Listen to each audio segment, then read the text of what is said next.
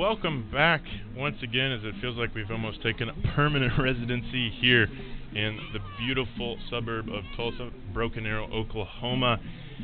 We have a semifinal matchup on hand for the fans at home here, the 4SFL and the Tulsa Gators and the Wichita Skyhawks, a matchup that is not uncommon to viewers at home. We've done this game previously in the regular season, and now I'll turn it over to tonight a record number of people we're going to have in the booth. Chaz Turner and Drew Watsky alongside me here, and let's talk a little bit about that previous game back on the 27th of June. We saw, final score in that one wasn't really close at all, as it was Tulsa the whole way in that one, winning 48-3. Chaz, what were some things you saw that, looking at the film from this previous matchup, that Wichita has to get fixed this week? I think that a lot of it will hinge on their offensive outlook. I think that they need to really stay with quick things, whether that be quick inside runs, whether that be quick passes. They need to stay away from long developing plays on the offensive side. And of course, Drew, the last time these two teams met, 2 total yards. That's right. For the Skyhawks, the defense for the Gators was quite stout. Do you see that same sort of performance here tonight? I think we definitely could. The Gators really showed in that Wichita game that their defense was for real. I remember we were just talking about it, Stephen, the last time we saw these two teams, it was Wichita's defense that seemed to have all the bragging rights, and Tulsa completely dismantled that, putting up 48 points on them. But I think it was their defense that impressed us most that game, holding them to just 3 points. And I think that Wichita's offense is going to be key for them to stay in this one. Their defense is usually, pretty good, and it varies. And I think the problem last time we saw these two teams was that the offense could buy the defense in no time, and they were on the field way too much. So look for Wichita's offense to take a much bigger role today. And of course, Chaz, last time out between these two teams, J.R. Soto gets that interception right out of the gate for the Skyhawks. The defense, I guess, needs to have that same sort of impact right away, but the offense, I suppose, needs to take their chances on those opportunities. I think you're right. You saw oftentimes that their defense would get them some chances, maybe even closer to the enemy's territory, and they did not capitalize on any of those. So it's going to be really important for this game for the offense to start to really pull their weight some more, and then give the defense some more chances and some less time on the field for them to have success. Well, speaking of that Wichita defense, we will take a look at it now, looking at our starters for the evening. Guys, who are some people on this Wichita defense that we should keep an eye out if Wichita wants to have a chance in this football game? Stephen, you mentioned J.R. Soto earlier, had that interception on the first drive of the game the last time these two teams met. We also saw Wendell Jones at the linebacker position make some pretty good plays. I think those are two guys to look out for if you're looking at this Wichita defense. And Chaz, what are your thoughts? I actually would echo what Drew said, at least on J.R. Soto. I think he's going to be really important running the defense. As far as the secondary, it's going to be really important to stop the passing attack we've seen from the Gators, as we know that's the main vein of their offense. So it's really important for those DBs to step up during this game. Well, now we'll take a look at that high-powered Tulsa offense that the Skyhawks are going to be taking on tonight. And, of course, the offense runs through Garrett Griffith at the quarterback position, but who are some other guys, Chaz, we'll start with you, that you see going to be big players on this offensive side of the football? Well, I think we need to look no farther than Danny Knighton. I know he's going to be the MVP this year, but he's also going to be really important in this game. He's just so explosive, and they oftentimes don't utilize him that much, at least in the beginning of the game, so it'd be interesting to see if they continue to do that. But he's so explosive, look out for him to be big. And, Drew, who do you see on this offensive side of the football? Well, Stephen, one of the biggest strengths of this Tulsa offense is they're running back by committee. They don't just have one running back who they lean on. They lean on 4 guys. We've seen Kenny Sessions, who's more of a speed back. We've seen Scotty Patton, as well as D'Angelo Moore taking on some roles. I've been most impressed by Terrell Buchanan, who really ran really hard in this last matchup. But these are 4 really talented running backs, and the fact that they can rotate them in throughout the game means they've always got fresh legs in at the halfback position. And it's important to note in that last matchup, Buchanan led all rushers with 57 yards. So, he might be getting a couple more touches tonight in that running back group. And now we'll take a look at the home defense here for the Gators, which they were the highlight of the last matchup. Guys, who are some names that we need to keep an eye on tonight? On the defensive side of the ball? Certainly. I think Travion Bryant has got to be the first name you think of when you think of this Gators defense. He is a picking machine. Every single game we've watched, we've seen Bryant get an interception. We always like to bring in that stat about he's got an interception in like his last 13 games. He is a beast at the defensive back position, and you're not going to want to throw his direction. By far, probably the defensive player of the year in this league. But Chaz, who do you see making an impact tonight on the defense? I think going back to one we've talked about in previous weeks, I think you always have to look at Frankie Davis Jr. You always have to be afraid about his playmaking ability. I wouldn't be throwing any screen passes towards his way if I were them. Well, we'll take a look finally now at the side that's going to be facing off against that defense. The Wichita starting offense, important to note, number 5, Reggie Langford, going to be back for this one tonight. Got injured in the previous matchup in Week 4 in that 48-3 blowout. It'll be, I suppose, important for him to get things going, as nothing got going for the offense last time out, Chaz. Yeah, he was really bottled up because a lot of his game is focused on the run and then with passes that come in later. So it will be really important for him to get going on that. So we really want to look for a big rushing attempt from him, but we'll see what he ends up getting. And Drew, who are some people on the offense, outside of Reggie Langford, like we mentioned, who's going to need to be an impact player if Wichita wants to advance into the playoffs? Yeah, I think Cephas Jefferson's going to have to play well as the running back position.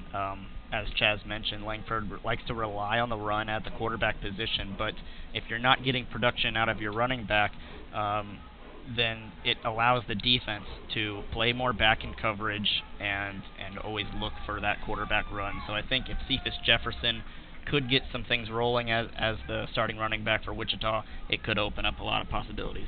Well, we will step away and bring you the beginning of this semifinal matchup right when we come back. But while we're away, let's take a look at the highlights from last week.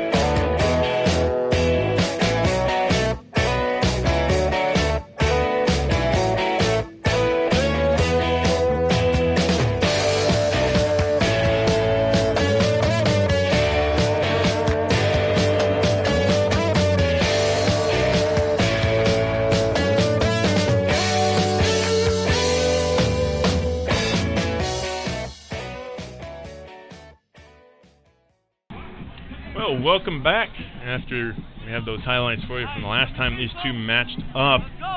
Looks like everybody's lined up ready to go here in Nine Heights. We are as well ready to bring you this semifinal matchup. Only 2 more games left for the 4SFL before it is no more and goes the way of the Dodo Bird. But back deep to return for the Gators, who are going to receive here, going to be none other than number 7, Danny Knighton, one of the most dangerous players in the league, and we'll have more on him at halftime. And on the other side there for him, number 10, Kevin Ebbett, who will be back deep to return. And for Wichita, they're going to be in the white as everybody's lined up, ready to go. Datrian Evans going to kick this one into the air. And we have football once again here in Nine Heights. The road to the championship starts right here as Kevin Ebbett got an edge and then some, making his way down the sideline. Great start here for the Gators as Nicholas Bacon is going to bring Ebbett down at the Wichita 30, but looks like a penalty flag, of course, thrown on that one. Can't even get a clean kickoff to start this one off, guys. Boy, if you remember the last time we had this game, Stephen, there was a lot of laundry on the field, as you like to mention, and so we'll see if the refs are just as active here tonight. Yeah, last time out between these two, as a matter of fact. Penalties, a big issue, as both teams had over double digits and over 100 yards of penalties apiece, with Wichita having 13 for 104 yards, and Tulsa had 16 for 167, so that's definitely not what you want. But after the penalty, it's going to be first down here for this high-powered offense, as Griffith's going to work with Tripp's receivers. Going to be a handoff, though, on first down, and they're going to feed Courtney Holmes. Excuse me, no, I believe that is Terrell Buchanan on first down, Chaz, and looks like they're going to the ground game early. Yeah, I think you're onto something. I think that would be great for them to establish that early, because once you establish the run early, it makes play action pass a great thing to go to afterwards. So it might open a lot up for them if they can really get that going. Well, after the Buchanan first down run, going to be second down and 6 here.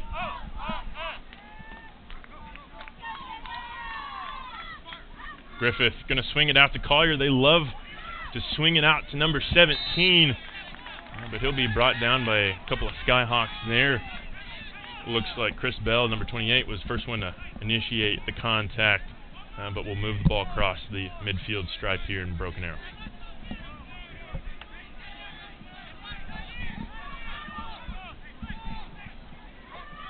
And now third down after that completion of Collier. Blitz going to come, but able to handle it. And out to Dylan Luke. Excuse me, that's Josh Stewart actually getting the start tonight at tight end. Guys, that's something we've seen very sparingly between these two tight ends with Luke and with Stewart. Even just getting that ball to the big guys at the end of the line. Yeah, and Wichita taking a page out of Tulsa's book there. Bringing the blitz on third down there. Couldn't get to the quarterback, though. Good protection and a nice short outlet pass to the tight end. And that's going to be an easy penalty there. It looks like Mike Edwards got a little rambunctious there on that one and took an early step. And that'll be 5 free ones for Wichita. Stephen, I think that's something that both teams are really going to need to work on here, because when you have a drive be stopped by a penalty, you ruin the whole flow of the drive. So it's really important to try to eliminate those penalties. So let's see if they can do that from here on out. Yeah, of course, they go from 1st and 10 to 1st and 15 after the false start. And we'll need to see if that changes the offensive game plan here on first down. No, instead they're just going to do a little inside handoff there, and lots of green grass in front of Terrell Buchanan, running strong. Looks like he's going to try and get more than 57 yards tonight, Drew. Yeah, already we've seen Buchanan, a lot of what we saw last time with him. He always keeps those legs moving. He's always going downhill, and he's always going to get yards after contact, and that's what makes him so valuable. Is very, very rarely are we ever going to see Buchanan brought down for a loss. And so if you know you can give it to him and always guarantee that positive game, that's a great way to start a drive. Well, after Buchanan's first down run, they're going to feed him again. Not much going there, as Big 52 Erwin Mike able to shoot the gap there, Chaz, and bring Buchanan to the turf. Yeah, it was a great job finding where the ball. It's really important from a linebacker to have that really quick and aggressive temperament to go to the ball quickly. And so I think that was a great play there. Hopefully they can continue that, so we'll see. Well, new running back in the game for the Gators. But Griffith's going to pass on second down, and that over the head of Danny Knighton. High ball there by Griffith. Even tough for Knighton to bring that one down, guys. Say, we've seen some pretty spectacular catches from Knighton this year. I think that one was just a bit out of reach, but always good to go to Knighton. He's such an easy target. He can always bring the ball in. I think we actually just saw some pressure on him there from the end there, right on Griffith, and I think that's going to be really important for them going forward, because I think they got maybe a little of his arm while he was going forward, and maybe that's why that ball was just a tad high. If they can continue to put pressure on him and make this drive a lot harder for the Gators. Well, after the incompletion to Knighton, Griffith going to have to roll out of the pocket and get sacked there by 96. Joseph Winfield, haven't seen that from Wichita in the previous matchup, as to your point, Chaz, Wichita getting into the backfield early here. I think that's going to continue to be very, very important. And I think that's what we've seen from the Gators throughout this year is that they have really good pressure on the quarterbacks. They're kind of getting a taste of their own medicine here, and they're having a lot of pressure on Garrett Griffith's face. Well, interesting here, Drew. They're going to keep the offense on the field for this long 4th down and 20. We'll see who they go to here with 4 out in the pattern. Griffith, lots of time, going to throw it to Knighton. And no flag on the play, as looks like Marcus Warner got in there to break that one up for Danny Knighton. A little bit of a blanket thus far on number 7, Drew. Yeah, great coverage by Warner there. Stuck with Knighton the whole way. A little bit of contact before the pass, but got away with it, and that is a huge 4th down stop here for Wichita. You have to remember, last time these two teams played, Wichita got an interception on that first drive and was not able to take advantage of it. So this is a crucial first drive for this Wichita offense. And looking to the last matchup, Wichita only forced Tulsa to go for it twice on 4th down, and Tulsa was 50% on those. So an early 4th down stop might just be the momentum to swing this one the other way early on for the Skyhawks, guys. I think you're right. I think that the defense has given them a great chance here, and if you're a Skyhawk fan, hopefully you can see your offense establish a good drive this time. Well, good to see Reggie Langford back under center, and they're going to hand the ball off on 1st down to William Terrell on a little bit of a motion that once again will go nowhere. And I suppose if you're keeping stats from last game and this game combined, Wichita now has 1 total net yard. Is Terrell going to lose one on 1st down? Yeah, I think you've got to look, if you're Wichita here, you've got to look for a big play. You've got to have something down the field to get the team going, because that just never came in this last game. And if you're just always staying around the line of scrimmage, you're just really not going to be able to build any momentum. And looks like going to get a penalty flag. Both sides disagreeing on what's going on here, but looks like that's going to be a offsides on the Gators. Gators playing a little sloppy early on, guys. It seems that drawing them offsides is actually something that's worked against the Gators in the past, so it could be that they're trying to get maybe get them off their toes a bit, maybe a little less aggressive on the front 7. Yeah, we know how aggressive this defensive line is for the Gators. They are just chomping at the bit trying to get in the backfield. So maybe a little, couple snap counts here might be able to, like you said, keep them off their toes. Well, after the penalty, Langford airing it out. And that ball going to be beautifully caught there, but it looks like couldn't stay in bounds there for number, I believe that was 18, Clifton Bray. But Clifton laying out there on 2nd and 5 to keep the sticks moving. That's something we didn't see from Wichita last time out, any sort of a vertical passing attack for Langford and Wichita. Yeah, not able to bring that one in, but a pretty good pass. I like the aggressive play call there. And like we mentioned, Wichita really trying to make something happen here early on.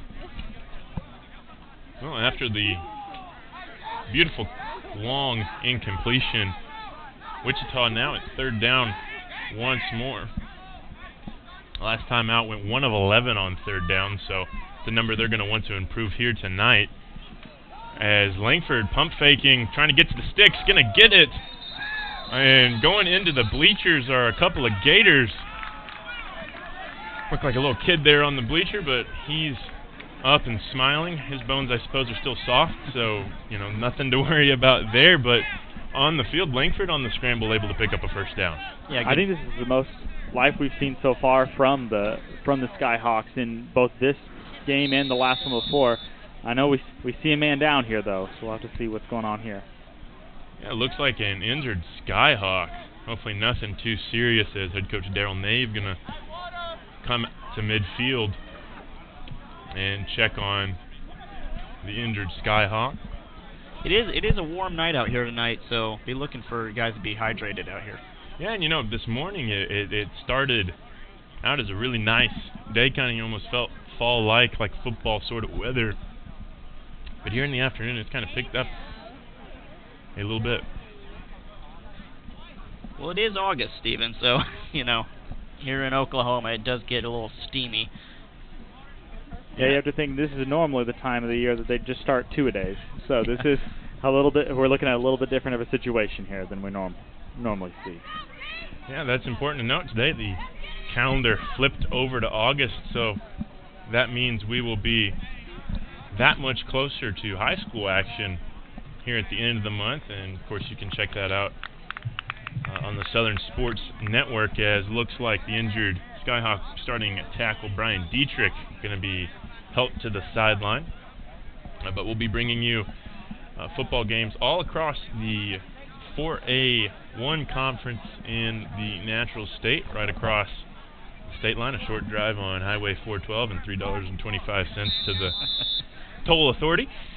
But good news is once you get to Arkansas, you don't have to pay anything after that. If you keep coming to Tulsa, Stephen, you're going to have to get that Pike Pass sooner or later.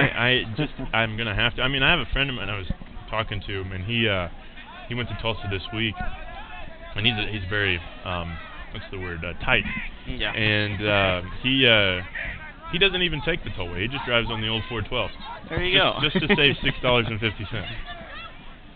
Well, it looks like we're ready to play on after the Dietrich injury, as pass out to Terrell.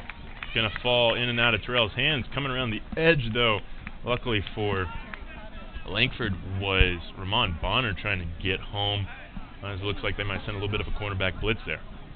And I think what we're seeing here is that Wichita has so far not capitalized on some of the chances they've had so far on this drive, and they really need to capitalize on those. I'm not sure how many chances they're going to get, because we might see the Gator defense start to maybe regain some of that confidence they've had in the past. So they really need to start picking up and converting on those.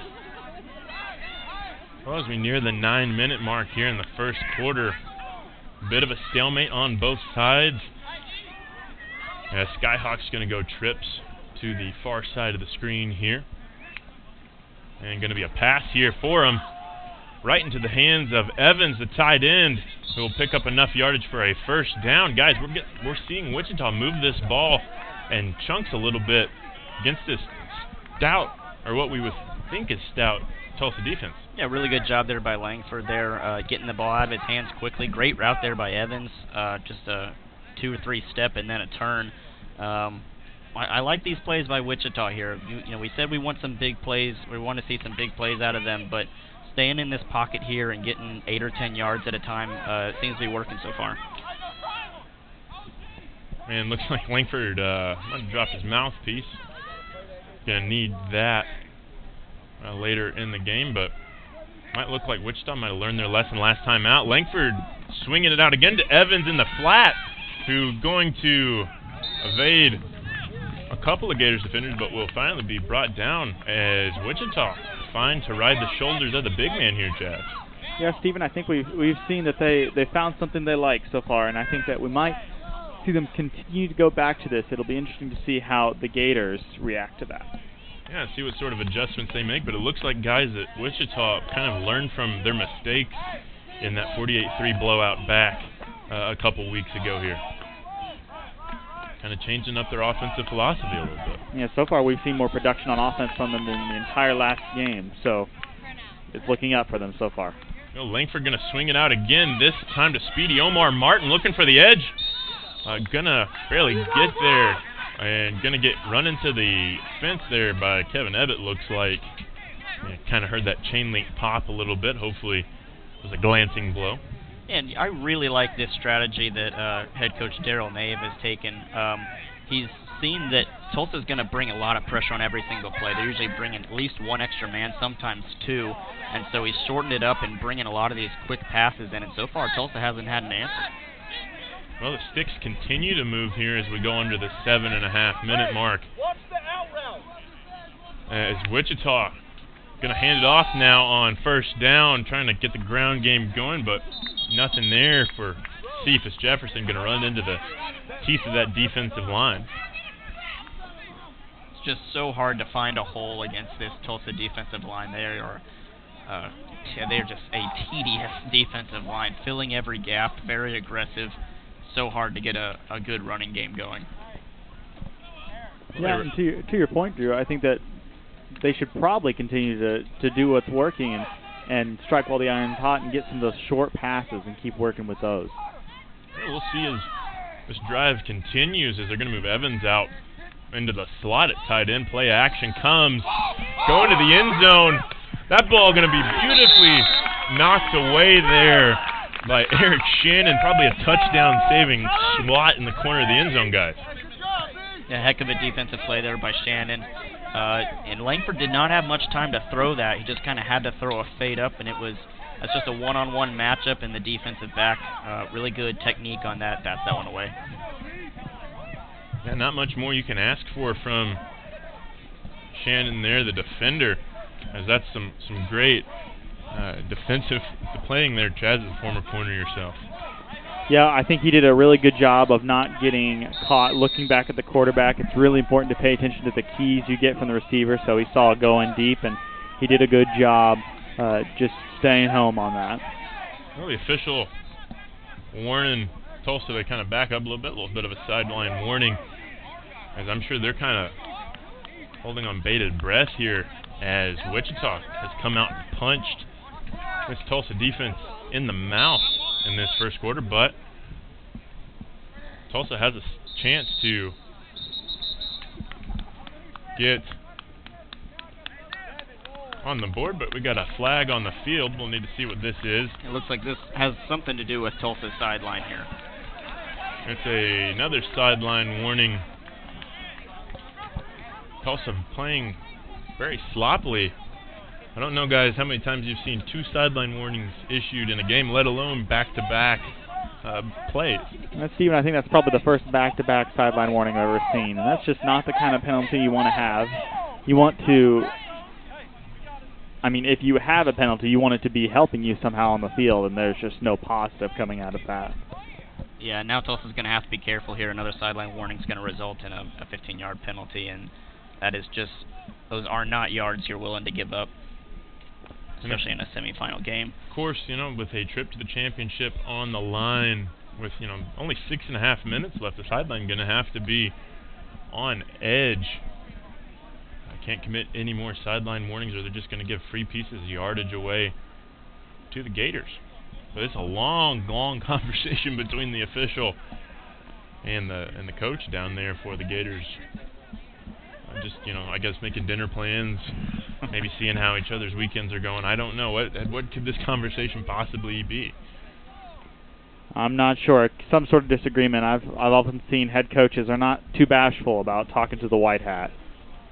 And it's definitely not the most family-appropriate language, more than likely. But it looks like everybody's squared everything away, as the white hat going to make the long trek back to his official teammates. As now Darryl Nave, he's out to the numbers on the other side of the field. I have to say, Darryl has kind of an impressive head of hair over there. He sure does. He definitely has taken some good care of the dreads. And a penalty.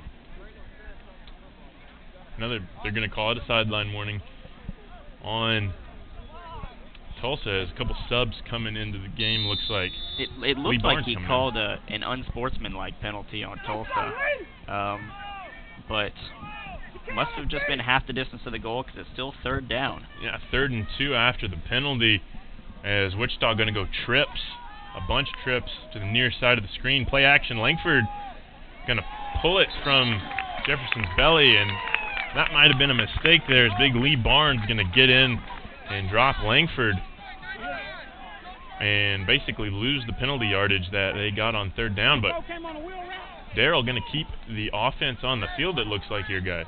And I think that's interesting to see, because I think the last time these two teams were against each other, we saw them go for field goals pretty liberally. So odd to see them not going to it. Well, Langford's got to get rid of it, and looks like it's going to be a turnover on downs, as a Dr. Pepper bottle or some other soda bottle over there on the side was taken out in somebody's cup holder. Once again, we see the pressure on this one. It was both defensive ends got a great jump off the snap and made Langford throw that one, I think, much too quick, a lot quicker than he wanted to. Guys weren't able to finish their routes, and that's a big fourth down stop there for Tulsa. And, of course, another turnover on downs. We've had 2 offensive possessions, and the defenses for both teams coming to play here early on, Chaz. For this Gator offense, what are some things you see that they might need to adjust for this second time going? I think we need to establish some consistency, and that might mean doing some shorter things, maybe relying on the run for a minute to start to build back that confidence, because they've had so much success in the past. To fail might have brought them away from that confident play. Well, they're going to send Collier in motion. They like to throw a screen out of that, but instead going to hand that one up the gut on first down. Nothing going there for the Gators. Might have gotten back. Nope, it looks like they're going to say a loss of 1 yard on first down there for D'Angelo Moore, number 27, who in games previous have been used kind of sparingly, but going to get some touches here in the first quarter of action. Yeah, a guy that you would definitely call a change of pace kind of running back for these guys. He's not gonna get 10 to 15 touches a game, but a good to be able to kind of switch up the pace, and we'll see if he can get anything going here. Yeah, last time against Wichita got 2 touches for 6 yards, but Griffith moving the pocket, and looked like that was intended for Winston Holder, as once again Wichita getting pressure in the backfield there, Chaz. Oh, it looks like they are really working on that. That might have been something they really thought about going into this game, is how much pressure they need to put on Garrett Griffith. That's the number one way you stop any quarterback, is pressure. So it's great to see them really focus on that. And if you're a Wichita fan, hopefully you continue to see the same. Yeah, definitely. If we want to make this game competitive for both sides, Wichita's defense going to have to stay in this one. As Wichita spreading the field here on third down. Big third down early on. Griffith airing it out, looking for Robert Thomas. And nothing there. Another great defensive stand by Wichita. Nicholas Bacon there putting the clamps on Thomas. And that was a heck of a play on defense, because that was a great route there by Thomas. Looked like he was going to do a bit of an out route, and then he just took off out down the seam, and looked like he had his man beat. But Bacon did not give up on the play and managed to get the incompletion. And now, barring this punt here, could put themselves in really good field position. Yeah, another quick 3 and out here for Tulsa. But Chad, as we mentioned, former cornerback, I'm sure that's not a great feeling to see your receiver run right by you. No, that's where your heart starts to sink, and you worry that might be something that you have to look back on later with a lot of shame, that you see all your teammates, you've let them down on that. So that's why corner oftentimes is very scary when you get those long balls. It's a great chance for you to make a big play, but it's also a chance for the offense to make a huge play. So those are definitely ones you don't want to see too often. Well, Danny Knighton going to be punting the football here. Not traditionally the punter, but he'll get it away. It's kind of a wobbler, but will be returned by Wichita. That's going to be Gary Jovalet Jr. looking for a couple of blocks, but he will get to the 45-yard line here on the punt, and will set up the Skyhawks offense with some decent field position on their second go-around. Yeah, I think that this is a great opportunity. Yet again, they drove on last drive. Hopefully they can continue to work on that progress. They might have a lot of confidence that they haven't had in the past, so we'll see how they call plays, if they're continue to be pretty aggressive and take big shots, or if they're going to try to go with a little quicker, shorter game. Well, guys, how much could you say that Wichita's kind of throwing caution to the wind and playing with house money after beating Muskogee last weekend? They might not have been expecting to be here. Well, yeah, and with such a poor showing last time against Tulsa with a 48-3, you really are playing with nothing to lose here in the semifinal game. So, throw out all the game plan and the circles and X's and just play some football. And I really like the energy that Wichita's brought so far. Well, they're on first down. Langford with a bit of a quarterback power, something that hasn't been super successful for the Skyhawks in the previous matchup against the Gators. Got a solid gain of 4 on first down, as, again, Wichita not struggling to move the football early on, guys. No, and we're going to see Langford run the ball a lot tonight. I think he really likes to put the ball in his own hands, and if he gets in a couple holes, he could make a big play. Well, that one going to be swung out to Evans, intercepted, going the other way. That's Lane Freeman looking to cut it back. And he's cut it back a couple of times and we dropped at the 25-yard line. But costly mistake for Datrian Evans as this Gator offense back on the field and doesn't need any help, guys. Now, that is not what you wanted to see as a Skyhawk player or a fan, is they making a crucial mistake like that. That might come back to bite them on this because they put the Gators in really good field position on this drive. Well, and heck of a interception return, wasn't it? It looked like once he got to about the 30 to 25-yard line that he was running a suicide. 5 yards left, 5 yards right. It was really trying to find a hole there, but gets his guys in good field position. Yeah, Drew, I think you might be seeing the problem of too much open field, not sure where to go, too many options. Right. Well, after the interception, great field position here for the Gators on first down, as they've kind of struggled here to get anything going on their first two possessions. Griffith's going to throw, and that ball almost tipped and intercepted there on the far sideline. Robert Thomas, the intended receiver. Robert couldn't bring that one in and almost fell into the waiting hands of Bacon, who has been doing yeoman's work out there on the edge, guys. Yeah, I think that was probably a scary play for the Gators. After you get a big interception and a big chance to go back the other way, the last thing you want to do is just return the favor right back. Well, after the near disaster on first down, Gators going to look to reset on 2nd and 10 with about 3.5 left to go here in the first period of play. Got to commend the secondary for this Skyhawks defense so far. They have showed up and played really well so far.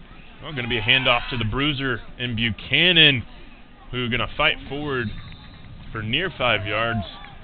Looks like they're going to mark him down at the 21 or so to make this a medium 3rd down close to the red zone. Stephen, I think if you're the Gators right now, that's who I would work off of.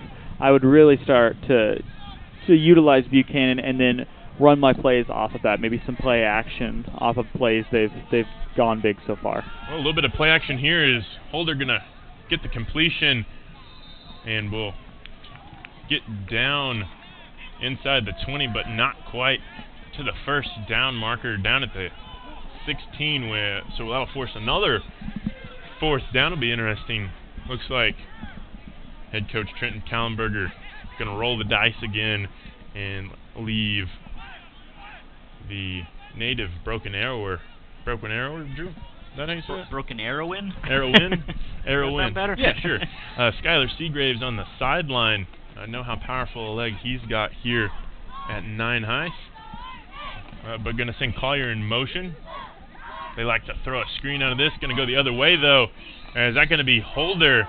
And they're going to call Holder down by contact. I don't know, guys, if he was there.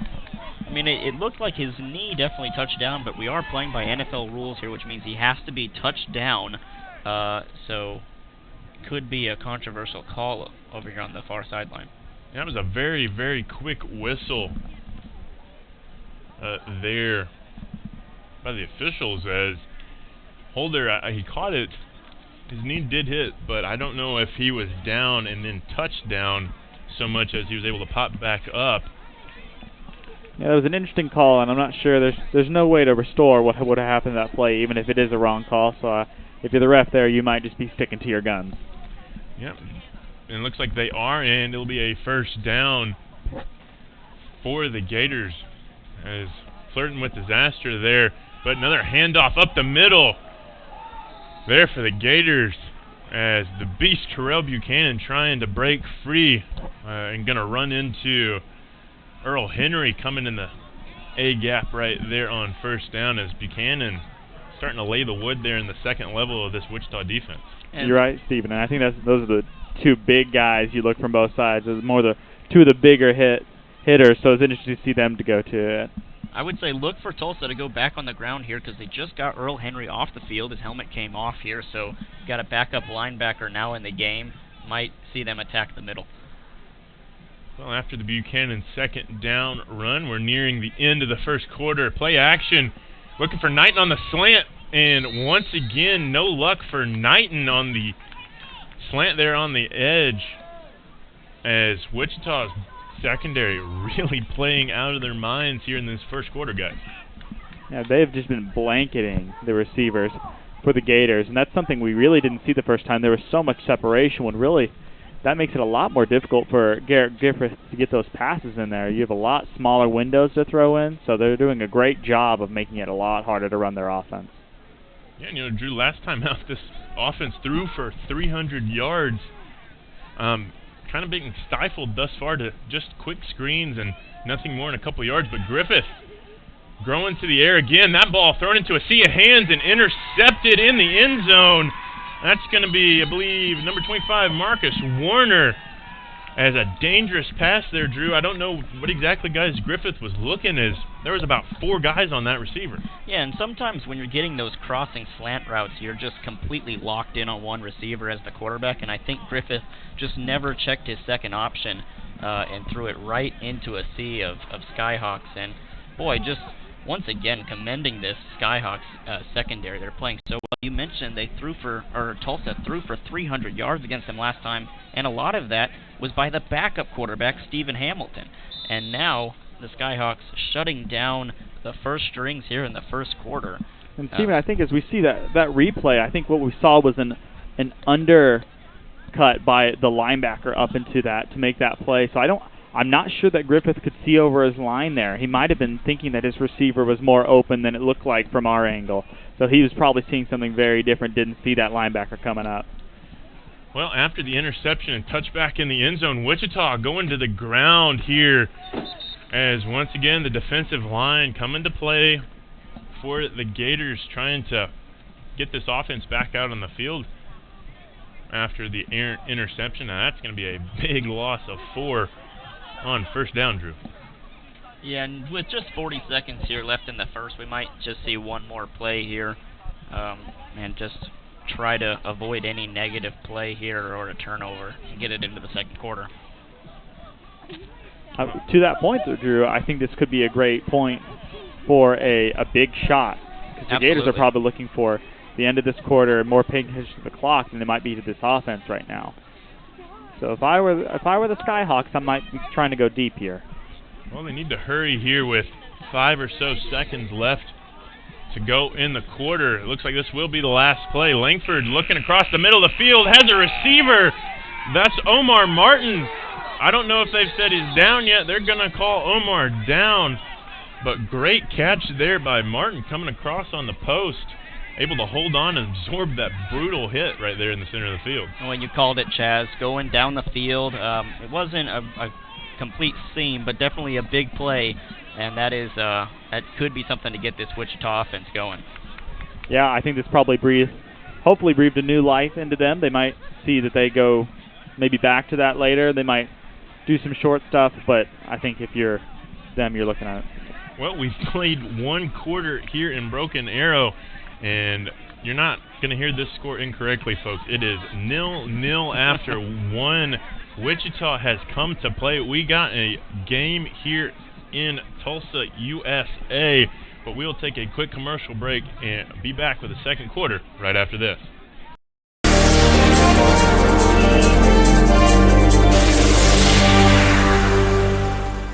We are a community of athletes that celebrate success and development while having fun and being safe. We do a pretty rigorous testing to all of our athletes to track progress as we go. Our athletes are 10% faster, 179% stronger. They jump 4 inches higher on average. They're 8% more agile and 9% quicker. You can come in, get extremely high quality training, accelerate your athletic abilities. Head on over to prodaysports.com. Come try, see if you enjoy it. For $1, it's worth it. Welcome back here to Broken Arrow after the first quarter. As story of the game, I suppose, thus far, I don't know which one would be bigger, that the Wichita defense has held against this Tulsa offense, or that this Wichita offense at times has looked like the better offense on the field. Yeah, and it's tough to say. Boy, the Wichita offense has played so well, and they still have 0 points on the board, but they really have. And if they keep this up, they're going to score. Well, Langford able to avoid the pressure. That one caught in a very, very tight window there by Gary Jovalet Jr. Will be more than enough for a first down. Got a flag down on the other side there.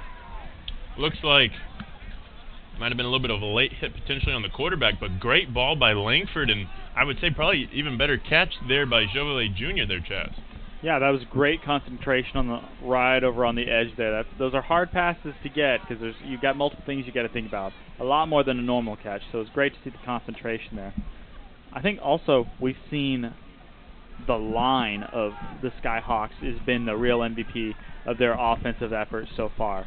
We've seen them hold off this impressive Gator defensive line, and so if you're a Skyhawk fan, that's great to see, and it should spell success for later. Well, on the field we had a roughing the passer penalty. I'll give an extra 15 yards to the end of that beautiful pass and beautiful catch by Jovalet Jr. as Wichita starting to get things rolling here early in the second. Going to send a man in motion. And Langford looking to him, but going to take a shot to the end zone. And that one going to be well short. We'll say Travion Bryant for the Gators was the nearest guy to that ball, as that one looked like intended for Clifton Bray. But we know how dangerous Travion Bryant is. You don't want to give him any looks with the ball that way. No, and definitely not when you've got pressure on you and you're not sure if you're going to be able to make the pass. Just throw it on the other side of the field where Travion Bryant is. And you got a point there, Drew, and also falling back is a scary throw to see. So I think that might also been a bit of a case of miscommunication, as we threw it nowhere near. We know he's got a better arm than that. If they had communicated rightly, I think that ball would have been a little closer. Well, we play on second down, no harm, no foul, as Langford and the Skyhawks escape a little bit of a disaster there. As Langford going to get that one picked off. Bryant, we just talked about him, doesn't need any help. Just has Langford to beat and can't get around Reggie Langford, as that ball going to be intercepted by Travion Bryant. We mentioned it. We sure did. If you mess with fire, you guys are surely going to get burned, as Bryant now has 2 interceptions in 2 matchups against the Skyhawks, and we'll take another look at that beautiful interception there. Should have been a pretty easy screen pass, but just completely airmails his man, and Travion Bryant says, "Thank you, I'll take that." Yeah, was nearly able to get around Langford, but nothing going there, as looks like got the Tulsa Gator fans of the feet and into our shot. But again, this is going to revitalize potentially this Gator offense that kind of needs a shock to the system thus far. Yeah, this could be the start that they need to get going here. So we'll see what they do, as they don't have much more than the red zone to go. Well, it looks like going to go with trips to the far side of the field here on first down for the Gators, with Scotty Patton in the backfield. Scotty going to get the ball, and it's coming around the edge for the Skyhawks there. Going to stand Patton up at the line of scrimmage. Might lose a couple, as a matter of fact. As Wichita, the defense, playing hard here, with the offense not doing them any favors. Yeah, Stephen, there, I think we saw a lot of hats to the ball, and I think that's what you're going to have to continue to do if you're looking to stop these explosive and powerful Gators offensive players. Well, empty backfield, bunch to the top of the field for Griffith, but he's not going to go that way. Looking for Danny Knighton, as over there in a bit of a fist fight almost, you could call, Josiah Bird and Knighton going to work over there on the far side of the field. Yeah, we've talked about Danny Knighton on this broadcast before, and he had 2 touchdowns against the Skyhawks last time they played. You've got to be really physical with him because he's such an athlete, and if you don't meet him right at the line, he's going to burn you every time. Well, it looks like Griffith might have been a little shaken up there, pointing to his stomach area. Might have got the wind knocked out of him a little bit from that pressure, but after that Knighton incompletion, it'll bring up a 12-yard third down here for the Gators, as Griffith trying to get out of the pocket, has pressure, has evaded a couple of the Skyhawks, but will go no further. And Gators won a penalty flag there on a late hit. Won't get it, as it'll be a fourth down. And looks like Tulsa wants a timeout, and we will take one with them. Our score here still 0-0 with 13 minutes left to go in the half. Folks, we've got a good game on hand here in the Southern Sports Network. Don't go anywhere. We'll be right back. Today's game is brought to you in part by T-Lake Apparel Company, specializing in sport uniforms and accessories, custom orders to fit your needs and budget. From youth leagues to professional sports, call T-Lake at 580-977-6452. And by Champion Custom Jewelry. Trust a company that can provide quality at a great look to fit your budget. Trust Champion Custom Jewelry. Contact them at 580-977-6452 or on Facebook at Champion Custom Jewelry. Some might say I'm an ideas guy. I'd like to think of myself more as a doer. I like to make things happen, both for myself and for the people my businesses serve. Signature Bank has been crucial in that for me. From starting my moving businesses, to expanding into mobile minis, all the way to our current office and warehouse space. Signature has advised and supported me every step of the way. With a taste of friends, family, and backyard barbecues, Bentonville Brewing Company. Family owned, family operated, family friendly. Pick up a 6-pack of your favorite IPA, porter, sours, or any one of the delicious flavors Bentonville Brewing has to offer. Or enjoy a cold one on tap at your favorite restaurant. Bentonville Brewing Company. Quality, consistency, assume your natural state. Bentonville Brewing Company, Bentonville, Arkansas. Well, welcome back out of the Tulsa timeout, as again, Gators going to leave Seagraves on the sideline. Griffith looking to pass, has Knighton. That ball nearly one-hopped his way. Looks like it's going to be close to a first down that Kent can't quite see. And it's not. Wichita going to hold once again on fourth down. Skyhawks defenders locking up one of the best offenses in this league, guys.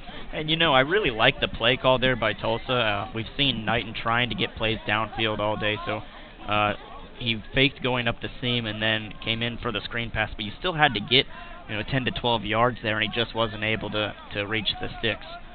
Yeah, I think we're seeing a great showing so far from the Skyhawks, one that, frankly, has been unexpected.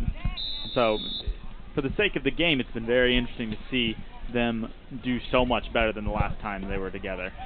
Yeah, and this Wichita offense has played just unbelievable so far, but have not been able to cash in with any points so far, and I think it's pretty crucial here.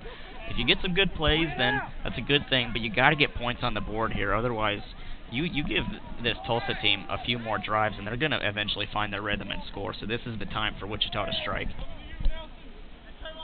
We'll see if Langford and the Scots can do just that. A little bit of a draw. Going to be a pitch back to Langford. Going to find Datrian Evans, who will catch it this time.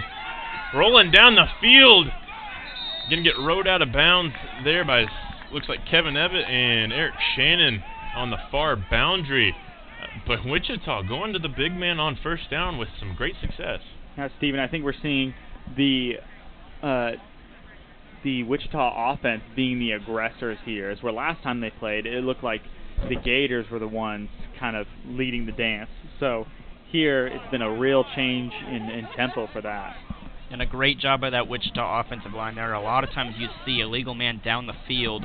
When they think it's the run, they start moving up, but they held their place and allowed Langford to still throw the ball. Well, this time Jefferson going to get the handoff, and I believe that's going to be the longest run we've seen out of Wichita, near the first down marker, as Cephas Jefferson running with a purpose, going off the right side of the center there on first down, guys, and Wichita keeping it rolling. Another first down. Yeah, great job by Jefferson there, not only exploding up into the hole and getting vertical, but also towards the end of that play when you saw him kind of stop his forward momentum, be held up for a second, holding on to that ball. When you have that many guys trying to strip it from you, it takes a lot to stay with it, so it was good job by him there. Well, Jeremy Rainey going to check into the game for Prince Jones, starter for this Gator defense, as going to go back to the ground here are the Skyhawks. And not much on that first down play there for Lamar Martin, but looks like we got an injured Gator there on the far side of the field. And that was quite a collision too. It looked like both guys were coming in at full speed, and those are the collisions that make you hold your breath. Yeah, definitely something, that is concerning. Don't want to see anybody get too hurt in this one, as looks like, don't know quite the number there. Looks like going to be number 21, Lane Freeman, who got that great interception earlier in the game, going to be helped off to the sideline. Good to see him able to walk off the field, of course with a little bit of assistance, but still nothing too serious for the linebacker there. Yeah, and Stephen, I think as we see big collisions like that, what's really important to note is there is a safe way to get big collisions to hit hard, and that's what you want, and you want to avoid. There's some ways that you can really hurt yourself by ducking your head, because you're not seeing what you're needing to see. You're not going to be as good of a defender, but you also really make yourself vulnerable to spinal, neck, and to head injuries. So it's really important to keep your eyes up and to see what you're tackling. Well, hopefully nothing more than a stinger for Lane Freeman. But after that big collision, it's going to be second down, and another handoff up the middle for the Skyhawks, not going anywhere for Wendell Jones, wearing number 22 tonight, as he might have got back to the original line of scrimmage. Nope, looks like might give him a yard or so, but still a long third down, as Drew, this Wichita offense kind of stalling out after a couple of big plays here to start this drive. Yeah, and this isn't the first time we've seen this happen to Wichita tonight here. They've been able to produce some pretty big plays on every one of their drives, but have not been able to finish. And I think it's pretty important here. This is a big third down, and what do we always say about this Tulsa defense on third down, Stephen? They're going to bring the blitz, so always look out for that. Well, a long third down here for Wichita. Langford dropping back real deep. Has Evans in and out of his hands. Flag going to come in, and that's going to not be happy. Not going to get a happy response there from the home Tulsa fans, as I imagine you guys can probably figure out, viewers at home and us in the booth, what this penalty might be. Yeah, and Stephen, I'm not sure if I completely disagree with the Gators fans there. It looked like we didn't have any contact beforehand on the hit. Now, they might be trying to call something with the face mask, possibly. Interesting, we just got pass interference on that, which I was a little surprised by. It didn't quite look like it, but I'm not sure that they have the instant replay to reference right here. So that could be something we're seeing from the referees. Well, it's important to note that last time out on third down, on long third down pass plays, that Wichita was only able to convert one of those for 18 yards, as Tulsa going to bail out the Skyhawks and keep this offense on the field. And we got another flag as Travion Bryant tries to catch it. He can't help it. Everything that comes his way just sort of seems to fall in his hands. Of course, like you mentioned earlier in the game, though, Drew, if this potentially might be on the sideline, another warning, this will be 15 yards, as they've already had 2 in the first quarter. Yeah, sure could be, and You can definitely see why, and it does look like it was an unsportsmanlike, so that's going to just give Wichita another big step in the right direction for them, but you can see why Tulsa fans are definitely upset after that call, because they thought they should have gotten a couple pass interferences earlier in the game, and now this is the first one we've seen. But nonetheless, Wichita in the red zone and driving. Well, they're going to hand off after the sideline warning to Wendell Jones, who will pick up a couple on first down as we go under 10.5 minutes left to go in the second. Wendell Jones, a two-way player for this Wichita team, as we saw him play a lot of linebacker the last time these two teams met, and now filling in as the backup running back. Well, we're nearing the 10-minute mark as Tulsa essentially has been keeping Wichita on the field here these last couple of plays with penalties, as looks like again we might have another one, and an encroachment penalty on the Gators will help out Wichita and make this a manageable 2nd down and 4. Pretty good hard count there, because he got the whole defensive line offsides there. Yeah, Drew, I think that's the flip side of the coin, the bad side you see if you're looking from the Gators' perspective, where you have such an aggressive defensive line who does a great job of firing off, but sometimes maybe a little too good on firing off, maybe a little too early. Well, after the encroachment, now 2nd and 4 with 9.5 to go. As Tulsa basically been giving away yardage like an estate sale the last couple plays, but shot in the end zone, and that's going to be a touchdown for Wichita. Gary Jovale Jr. over the shoulder catch into the end zone, and Wichita draws first blood here in 9 Highs. First time we have seen the Gators trail here in their home turf. That touchdown comes with about 9 minutes and 20 seconds left to go in the half. Boy, and that's a heck of a drive if you're Wichita here. I mean, they got some help with penalties, but this is just a beautifully thrown pass here in the corner. Puts it right in the breadbasket of Gary Jovale. And I got to say, Stephen, and I think you can agree with me, and you, Chaz, too, that we did not think that the first points of this game were going to be with 9 minutes left in the second quarter, and I definitely don't think we were going to think it was Wichita. So this is a surprise for sure. Definitely, and it'll be interesting to see as Datrian Evans going to line up for the extra point here. First time we've seen an extra point out of the Skyhawks. Here, a bad snap. Langford going to pick it up, has to do something with it. Running for his life.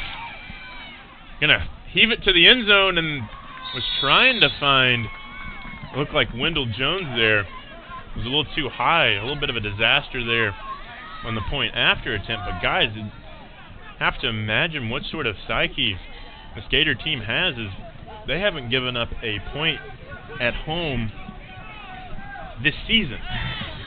They've given up 3 points since this last Wichita meeting, but apart from that, that is the only points they have given up. Yeah, so the first touchdown that they've given up here on their home turf, pretty impressive here by Wichita. Yeah, Stephen, to your point, I think you have to wonder, is this going to start to creep into the back of the minds of some of the Gators players, some worry of maybe we can't consistently stop this Wichita offense. I'm not sure if that's something we'll see, but that could be something that starts to get into the back of their minds. So I think it's important for the Gator offense to come back out here and answer. And, of course, we know that this offense can answer. Here's, looks like Slow on the sideline to get back with the rest of his teammates there as a Skyhawk. Well, hard to make out his number with his jersey tucked in. But, again, we get to see Danny Knight and Kevin Ebbett deep to return here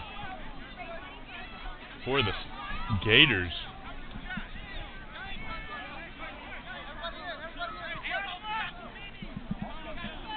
As looks like a little bit of miscommunication on both sides, on the receiving side and on the kicking side. I don't know if Wichita knows exactly what they want to do. I don't imagine they might have been expecting to be in this situation. I don't know. It just seems like they're kind of confused at the moment. Well, it looks like the confusion is being cleared, unless, maybe that was a little impromptu team meeting to decide, hey, do we want to just onside kick this just to see what happens?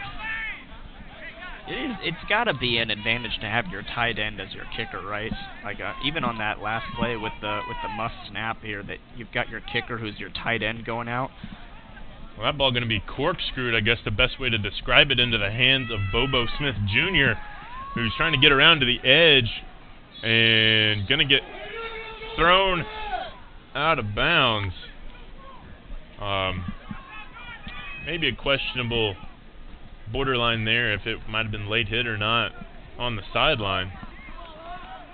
But Tulsa now in a situation they haven't, a little bit foreign to them. They're going to have to come from behind here with about 9:15 to go in the half. Yeah, Stephen, I think this is where you really start to get to your mettle tested as an offense. Can you come back from behind? Because it's very easy to be upbeat and excited whenever you're in front, but not as easy whenever you're coming from behind. So it'll be interesting to see how they come out on this drive. And, for this offense, Drew, that, has been quiet thus far this evening, where safely do you figure they could go to get some offense going? Yeah, I think we've seen them move the ball actually relatively well so far today, especially on the ground. I would anticipate them to keep the ball on the ground.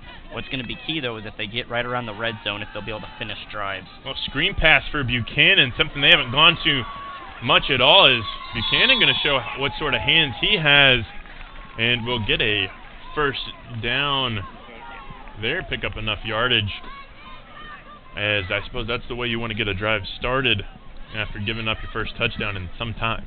Yeah, perfect start for the Gators here, getting the ball into one of the most sure-handed people on this team, and it's Terrell Buchanan here to get the drive started. Might continue to see some more small ball. Well, this time they're going to feed the beast, and Terrell Buchanan running with a purpose, willing this Gator team back into this one essentially, as both plays have come on his shoulders and have both been first downs here. Yeah, I think that's a solid place to continue to go to, a place that maybe you won't get a huge play every single play from Terrell Buchanan, but you will get a solid run every single time. Well, Gators trying to pick the tempo up here a little bit. Going no huddle. Again, going to Buchanan. Why not? It's worked so far. This one going to be his shortest run of the evening, but it's going to be almost a first down in its own right. Well, you got to say this is a little bit of a different look that we've seen from this Tulsa team here. Is usually we don't see them stick to one running back for this long, but Buchanan playing so well that they're going to go ahead and keep the ball in his hands. Well, pass here from Griffith. Going to find Holder right in the hole of the defense.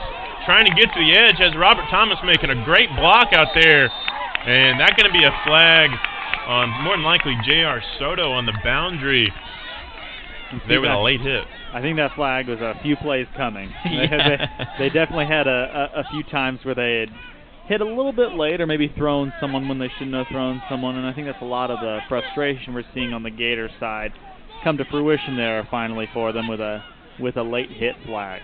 Yeah, I don't know if it was necessarily a makeup call, but it was definitely something that this Gator team kept putting in the ears of the officials, and you continue to do those borderline plays, and eventually you're going to get the call. Well, it looks like Daryl Nave for the Wichita Skyhawks is going to take a timeout, and we will take one as well here in Broken Arrow, as Gators threatening to score with about 8 minutes to go in the half. Don't go anywhere.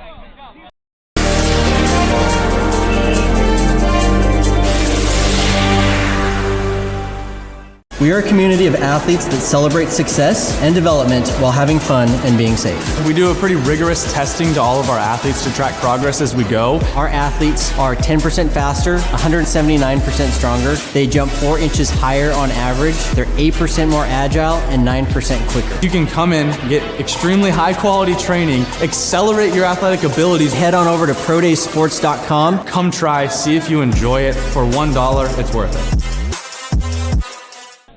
Well, welcome back here to Broken Arrow as Daryl Nave taking a timeout to rally the troops here as Wichita going to have a 1st and goal out of the timeout here. Suppose that late hit out of bounds was kind of an accumulation foul. Yeah, that's a good way to put it.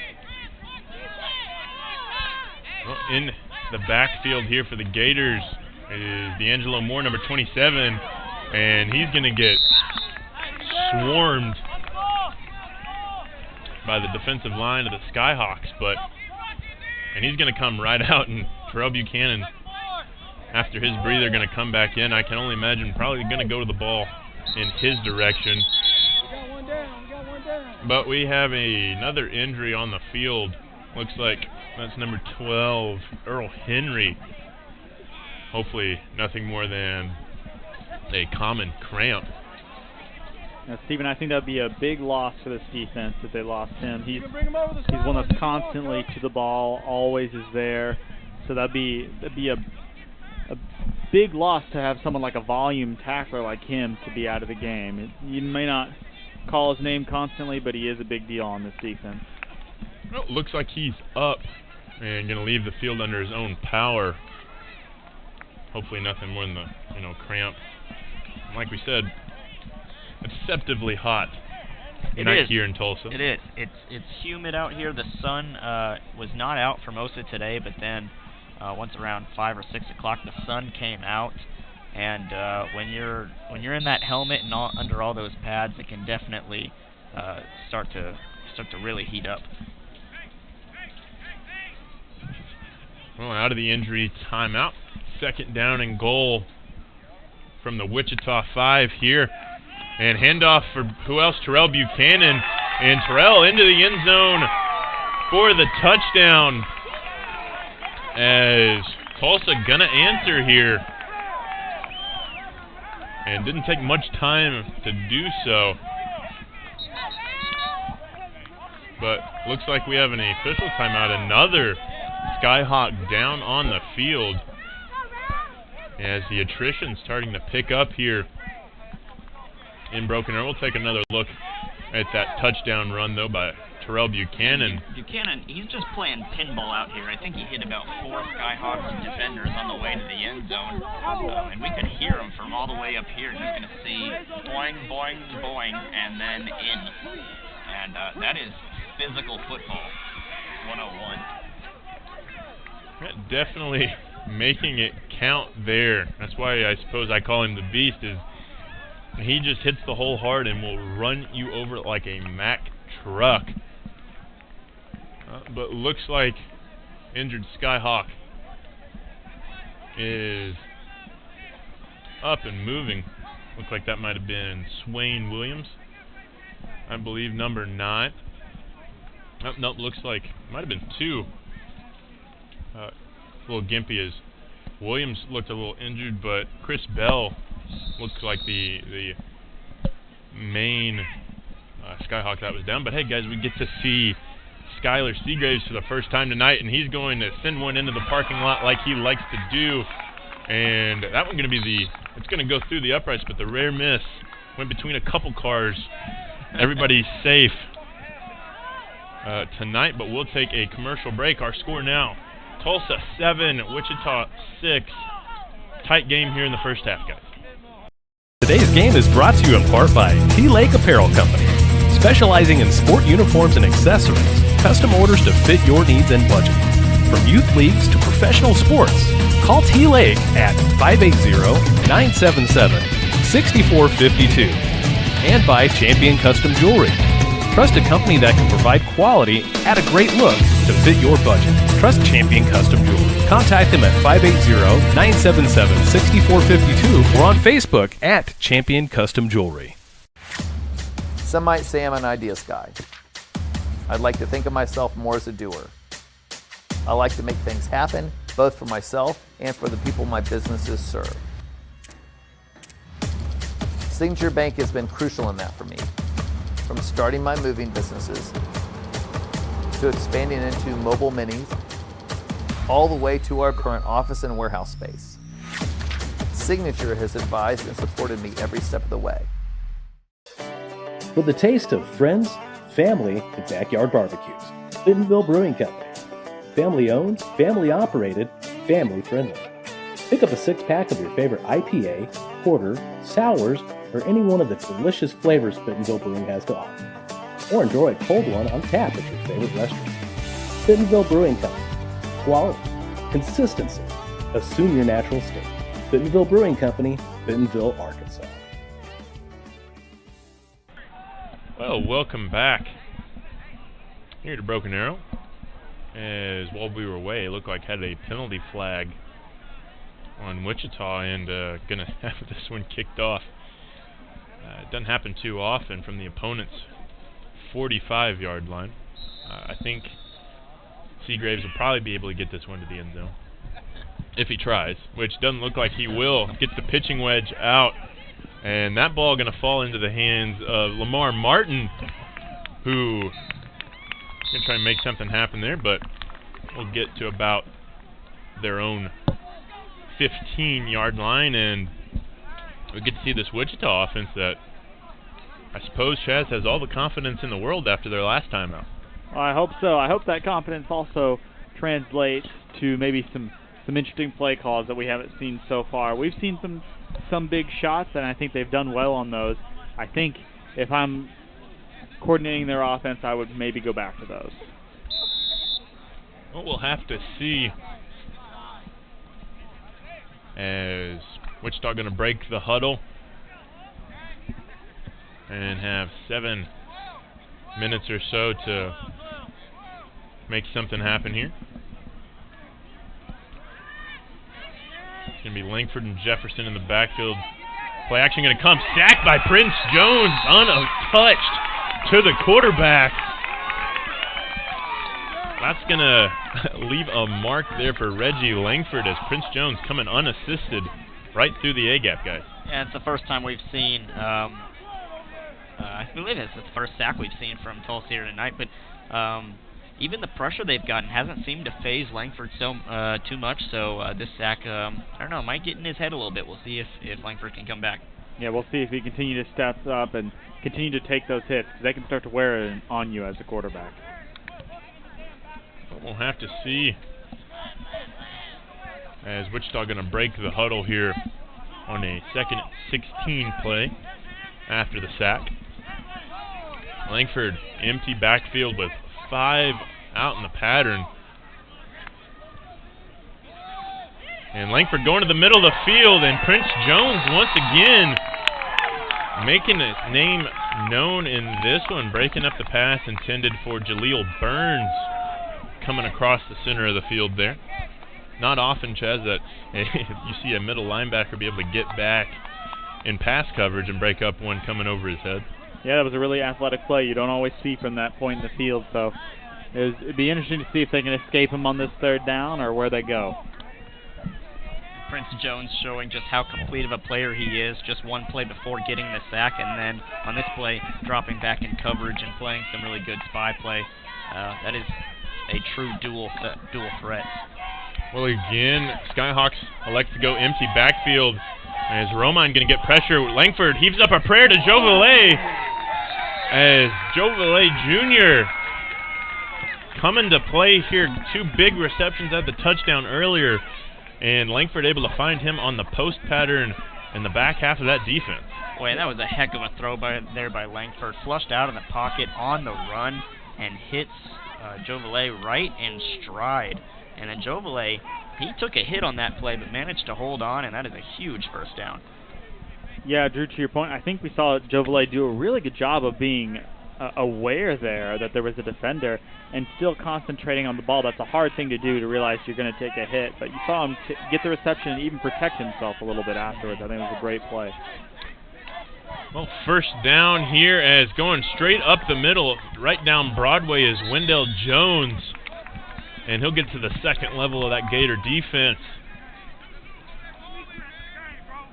Yeah, I think we saw a little bit him running with a bit more of a purpose than we've seen so far. That was really, he got north and south really quickly. I think that's, if he wants to have success, it's something he'll have to continue to do. It looks like they're Justin Williams, number 52, not too happy for the Gators coming off the field.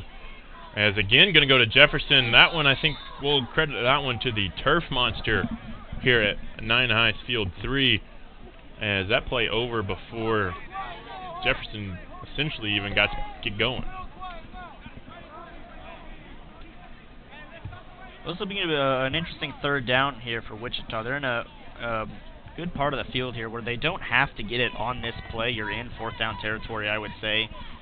So try to get a few positive yards here. And if you don't get the first down, you can go for it for fourth down in this area of the field.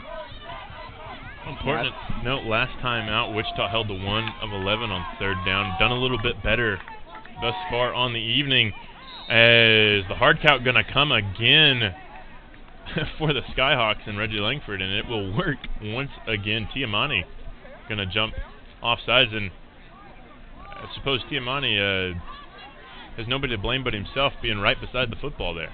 I think you got a point, Stephen, and if you look, the rest of the defense, I think, was ready for that call. Maybe they need to just do a little bit better job of communication to remind Tiamani that that's probably going to come if you're on any sort of third and short or any third down situation at all. They've been doing it really often. So. Well, now after the encroachment, and we go under 4 minutes and a half, going to be a quarterback keeper for Langford. A little bit of trickeration there. Going to get the first down for the Skyhawks, and with that play, we'll put them back into Gator territory. Yeah, and I think that's Langford's bread and butter right there. That read option, he loves to have that zone read. Faked it to Jones and then found a hole up the middle there, and that's a big third down conversion for the Skyhawks. And important to note here, guys, Wichita slowing the pace down of this game, huddling up, making sure everything works, as the Gator fans trying to get into this one. Going to go to Cephas Jefferson this time on the option, as I don't know what sort of block you want to call that there by Jaleel Burns. I don't know where you're taught to just put your hands up on a block there, guys. I can't say that that's what my coaches told me when I played, but that might have been an attempt to say, hey, I'm not holding him. So he might have held for a second and wanted to look pretty innocent on that. I'm not sure if that was the right thing at that point, but, well, he didn't get called for holding. Ultimately, yeah, no harm, no foul. I mean, that sort of play might be more akin to the game of basketball, trying to set a screen coming around on the top of the key. But either way, we play on, as the Gator fans trying to make their presence known here in this one. Second down and long. Langford blitz going to come, evades it, has one man to beat in Romine, and that's more than likely going to be a flag, I would imagine, for a late hit, as Romine grabbed the hold of Langford going out of bounds, but I've yet to see one. They might call that a Romine was just trying to not fall down, but I don't know. Nope. Looks like all it is just moving the first down chains there from the White Hat. A really clutch play there by Langford. You could hear the Tulsa fans really starting to get loud there. It was trying to put some pressure on the quarterback there, and then great coverage by Tulsa downfield. Didn't give Langford any option, but he kept his composure and managed to scramble for the first down. Well, after Langford's scramble, first down with 1:50 to go here in the semifinal for the 4SFL. Winner go home. Langford evading the pressure, able to find his big, reliable tight end, Datrian Evans, who is keeping his legs going. And with that fight, going to be able to get back to almost the original line of scrimmage and avoid a near disaster as he was 5 to 6 yards deep in their own territory. Well, and not just that, but Langford threw that ball about 10 yards back from the line of scrimmage. That might be the best 1-yard loss I've seen in a while, Stephen. Yeah, I'm not sure if I would have thrown that if I were Langford. That might be something you chalk it up to, we'll try next time. They didn't pay too dearly for it, but that's something they have to be mindful of in the future. Only near the 1 minute mark to go in the half.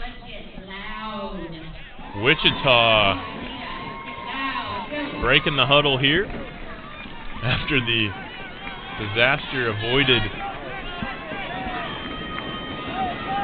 on first down, as all the defensive linemen going to be in a two-stance or two technique, and for good effect, as Langford going to end up with his backside on the turf here at 9 high on second down, as didn't have any time to get that ball out of there. Yeah, Stephen, I think you're right. I think the floodgates have been opened for these last few downs. I think that the line is going to really have to change something. I'm not sure if it's an issue in communication or maybe they're taking their steps incorrectly. Maybe they're not getting the depth they need. I'm not sure. This might be something where you maybe add a back or a tight end in to make sure you have enough time, or maybe this is a planned rollout. I'm not sure quite what you do, but you have to change something. Well, if this blitz continues to come, might go to the screen game here or potentially even a draw. What do you think, Chad?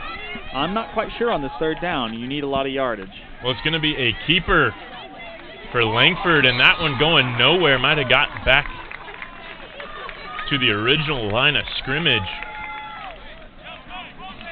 Well, Stephen, you called it on that one. They went right with the quarterback draw, and I'm not sure if that's the place I would have gone to just with how many yards they needed. I think that's a good call on a normal down, just because you do want to get the defense to come too close. Well, we barely have any time left in the half, and I'm sure if you told Darrell Nave and the Wichita Skyhawks, as we're going to have a timeout from them. Yep. If you told Darrell Nave and the Wichita Skyhawks coming into this when you're going to be down a point at half after losing to this team 48-3 earlier in the season, I'm sure Darrell and the Skyhawks would have thought you crazy. But Wichita, guys, has come to play in this one with a game where the spread was 32 points. Yeah, and with 2 seconds here on the clock here on fourth down, Wichita's going to give itself one last chance to probably go for the end zone here at the 38-yard line. A bit of a Hail Mary here to possibly take the lead before halftime, but I think you're right, Stephen. I think as long as you don't allow some sort of pick six, that Wichita's got to be happy with this scoreline going into the locker room. Well, and of course, coming up at halftime, we're going to have the the Tulsa Gator cheer squad routine once again, and also, importantly, actually, I've just been told that there was breaking news. Yeah, breaking news into the press box here. There will not be a halftime routine here for the. Oh, they're going to pie somebody in the face. The hand gestures and miscommunication that are going on in this press box right now, folks. You don't care to know about this, but it is pantomime at its best. All we can tell you is we'll have a show at halftime. Something is happening at halftime, guys. Now, whether that will be, well, it looks like from the Tulsa side. Yeah, it looks like a Tulsa timeout, as it's probably one of those situations, guys, where they just wanted to see what Wichita was going to line up in and adjust the defense there. As again, for the fans at home, you might be saying, why are teams caring so much about 2 seconds left at the end of a half? Well, this is win or go home football here, guys. Yeah, I think you're right, Stephen. I think that it might be a little attitude of, well, we have the timeouts, why not use them? Because those reset at half, so you're going to have more. So you don't feel bad about wasting those, and you might want to just make sure you have everybody on the same page to going into this next play, because it is one chance for both sides. Well, we mentioned the pie in the face. I've seen the pie. Have you seen the face? I do not know the face. I assume the person whose face it is going on doesn't know the face either. But there are ponchos. This is starting to look like a little bit like Shamu at the SeaWorld exhibit down in San Diego. I hope nobody's in the splash zone. Don't want to be in the splash zone, that's right. But also at halftime, we're going to announce the 4SFL MVP for 2020. I'll give you guys a hint at home if you know who it is. Comment to us, write us a message at the Southern Sports Network on Facebook. But they are not on the field currently, but on one of these two teams here tonight. But it looks like everybody's lined up and ready to go. And a flag. And all that build-up, folks, for nothing. In the truest sense of the word, it is a false start.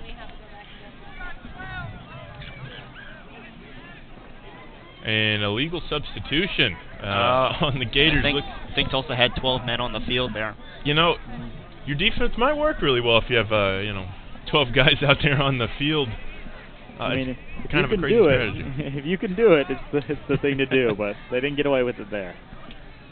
Yeah, couldn't sneak that one past the back judge there. I'm sure he probably had to count it twice. Just that's 12. Well, it's going to give Wichita 5 extra yards here, so it'll be a 33-yard attempt to the end zone. Well, they're going to send Terrell in motion. Got a stack on the near side of the field. They're going to send Terrell back the other way. As we'll see what Langford and the Skyhawks have. Deep heave to the end zone. See a hands. That one going to fall harmlessly to the turf there, as Terrell Bryant was the first guy to get there, of course, as he just sort of seems to be able to find the football. But no harm, no foul, nothing lost there for the Skyhawks, as Langford able to get that one into the end zone. Yeah, it looks like Clifton Bray actually had a pretty good shot at bringing that one in, but good coverage by Tulsa. And sigh of relief, they've got a 1-point lead at halftime.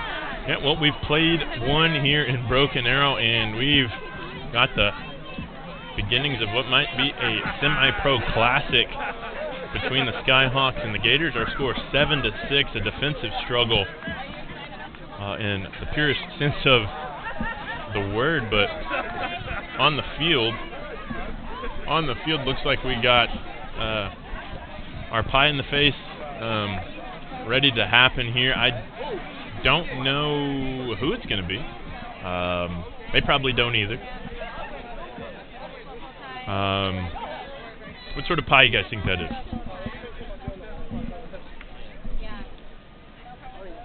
It could be coconut cream, Steven. That's my initial reaction. I don't know. Regardless of what it is, it looks to be primarily whipped cream. Which is what you want. Now, do they only have the one pie? Maybe it's like a roulette. Like they don't know which person's gonna get hit with the pie. It'll be interesting. I'm not trying to be any shot. I didn't realize the camera was pointed that direction. Oh, a little bit of anticipation here. And well, looks like everyone got a piece of the action. Everybody got in there.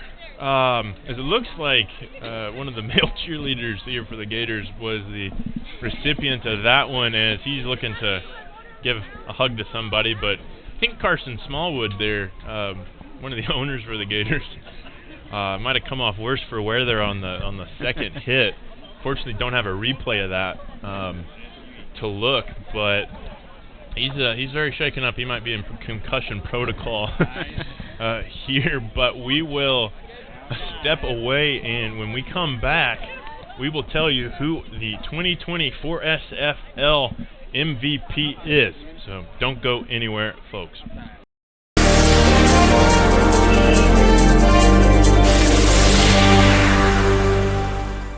The Food Truck. A full custom menu for your wedding, party, or any other event. Let us bring the party to you. We serve a wide selection of cuisines, from Latin heat to Southern sizzle, made fresh and on site. Let your taste buds savor all the flavor the Food Truck has to offer. The Food Truck. Catering by the IDK Cafe. The Food Truck. Bringing catering to you. Having a body is tough. Exercising, sports, work, and life itself can leave you feeling tense at any age. The Trainer's Table is here for you. No appointments or memberships needed because you can't always plan ahead for when you're physically sore. The Trainer's Table. Let us stretch you. Some might say I'm an ideas guy. I'd like to think of myself more as a doer. I like to make things happen, both for myself and for the people my businesses serve.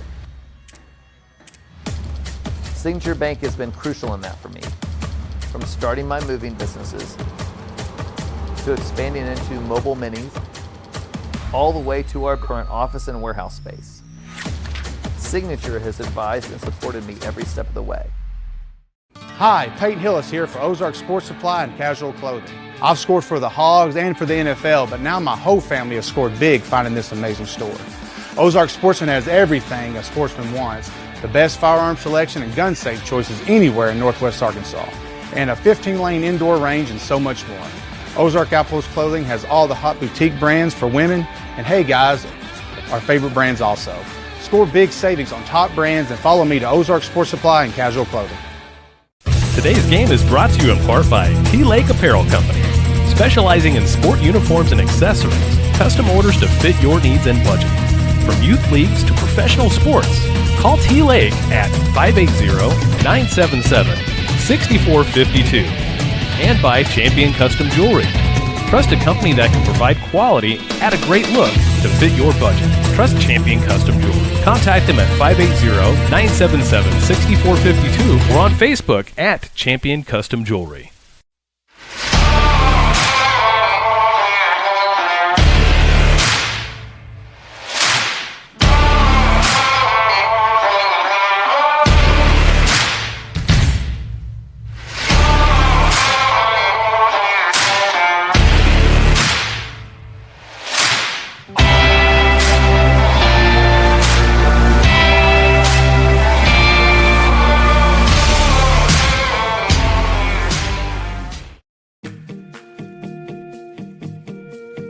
At NWA Getaways Dream Vacations, our goal is to relieve our clients of the vacation planning stress, as well as ensure that they get the best value for their investment. We love making suggestions that take their vacations from what they request to a level beyond their dreams.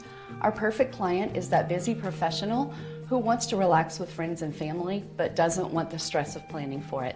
I'm Debbie Corwin with NWA Getaways Dream Vacations, where we make your dream vacation a reality.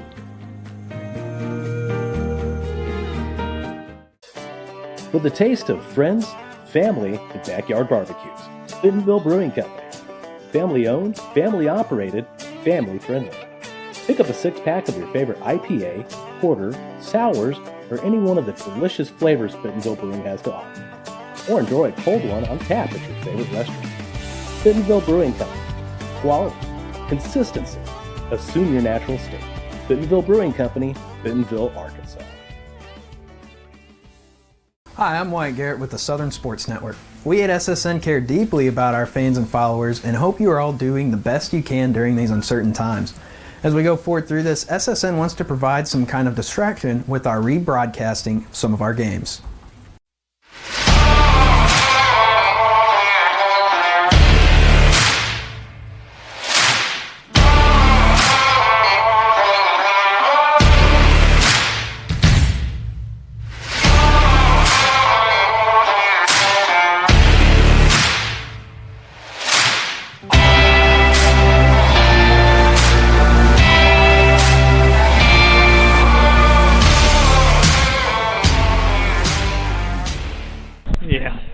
Welcome back here to Broken Arrow, as it's kind of the moment we've all been waiting for, I'm sure, on bated breath here, who the 2020 MVP is.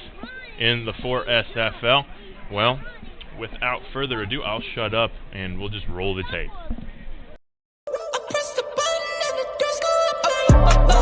That money clip us now, the new now looks like. Whoa, upgrade her diamonds, now her girlfriends are like. Whoa, I hit record a drop, you can't ignore it. I'm transforming now these cars and planes, I'm always boarding. Just out touring down in Charlotte like I play for Hornets. When I'm performing, never boring, now you can't afford it. Champagne Perrier, finished friends on my face. Looking like I'm from the deep. These no Cartiers. Pockets deep, deep, deep, bro. I can make it in my seat, bro. Do you, I'm doing me, bro. Making noise, use a peep, bro. Whoa, I press the button and the doors go up like. Whoa, that money clip us now, the new now looks like. Whoa, upgrade her diamonds, now her girlfriends are like. Whoa.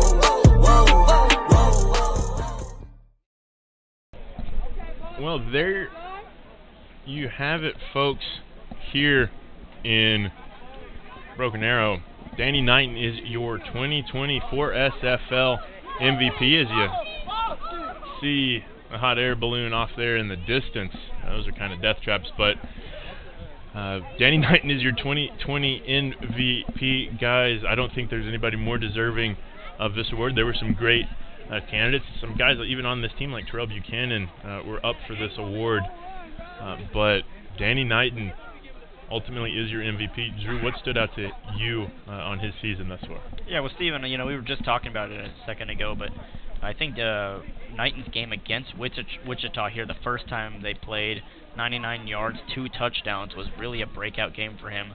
And then we talked with some of the guys on this Tulsa team and talked about how he's just listed as an athlete on the roster, and that is the truest sense of the word.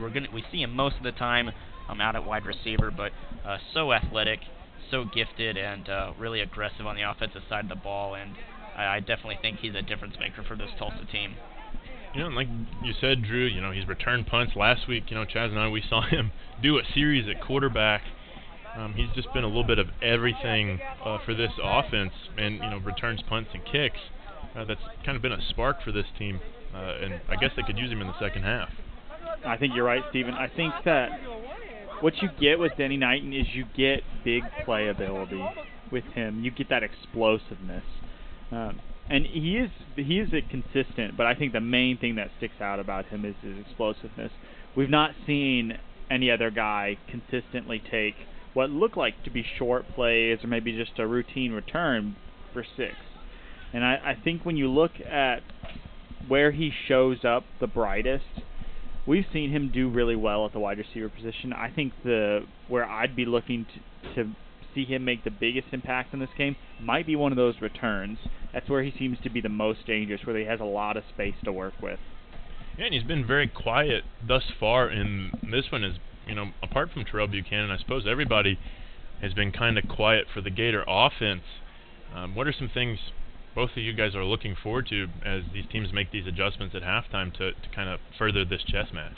Yeah, I think, I definitely think that Danny Knighton could be a focal point of this offense in the second half. I think we've only seen him just one touch today, and it was on that 4th down try in which he came up about a yard short, and then Griffith has missed him a couple times, so he's been targeted a few more times. But I think not only if you get Knighton going in the return game, but if you start throwing some screen passes his way, then you really open up this offense, and you're going to give some other wideouts some chances to get open. But definitely stick with Terrell Buchanan. Continue to let him do his work at the running back position. And we know Tulsa is a very explosive offense, and I think we're for sure going to see that in the second half. My question is going to be, can Wichita stay with it? Yeah, I think a couple points you made in there. I think that you're right about they need to continue to use Terrell Buchanan. He is a well they've consistently gone to, and it's never come back dry so far. They need to keep going with him because he has been very useful. I think what would be really great to see, though, is they have so many different weapons, and very good weapons, and that I'm not sure that the Wichita defense, if they have the ability to get to all those different weapons, if they'll be able to stop it. because that's what's hard about a team having so many different weapons is you don't know where they're going to go. So if they can spread it out, we might see a different tale the second half. Well, it'll be interesting to see as we have about 2.5 minutes before we get going here in the second half. We'll step away. Again, our score 7-6 Tulsa at the half. We'll be right back with more on the Southern Sports Network after this. Today's game is brought to you in part by T-Lake Apparel Company, specializing in sport uniforms and accessories, custom orders to fit your needs and budget. From youth leagues to professional sports, call T-Lake at 580-977-6452. And by Champion Custom Jewelry. Trust a company that can provide quality at a great look to fit your budget. Trust Champion Custom Jewelry. Contact them at 580-977-6452 or on Facebook at Champion Custom Jewelry. Some might say I'm an ideas guy. I'd like to think of myself more as a doer. I like to make things happen, both for myself and for the people my businesses serve. Signature Bank has been crucial in that for me, from starting my moving businesses to expanding into mobile minis, all the way to our current office and warehouse space. Signature has advised and supported me every step of the way. With a taste of friends, family, and backyard barbecues, Bentonville Brewing Company. Family owned, family operated, family friendly. Pick up a 6-pack of your favorite IPA, porter, sours, or any one of the delicious flavors Bentonville Brewing has to offer. Or enjoy a cold one on tap at your favorite restaurant. Bentonville Brewing Company. Quality, consistency, assume your natural state. Bentonville Brewing Company, Bentonville, Arkansas.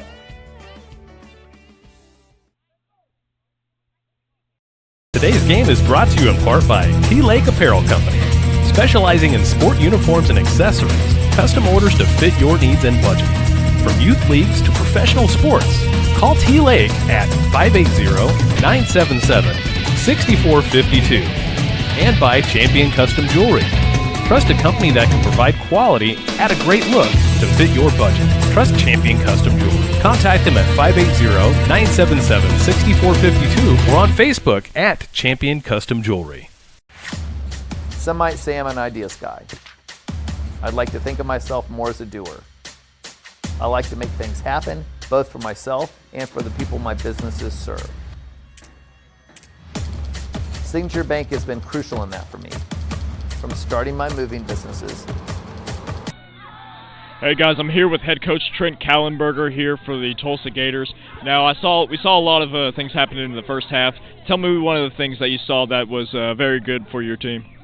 Just to be able to come back from behind. You know, a lot of our games have been a wide point spread. It was good to see us fight, face some adversity, some calls that were stupid on our part, and we was able to fight back and get back in the lead and try to control the game.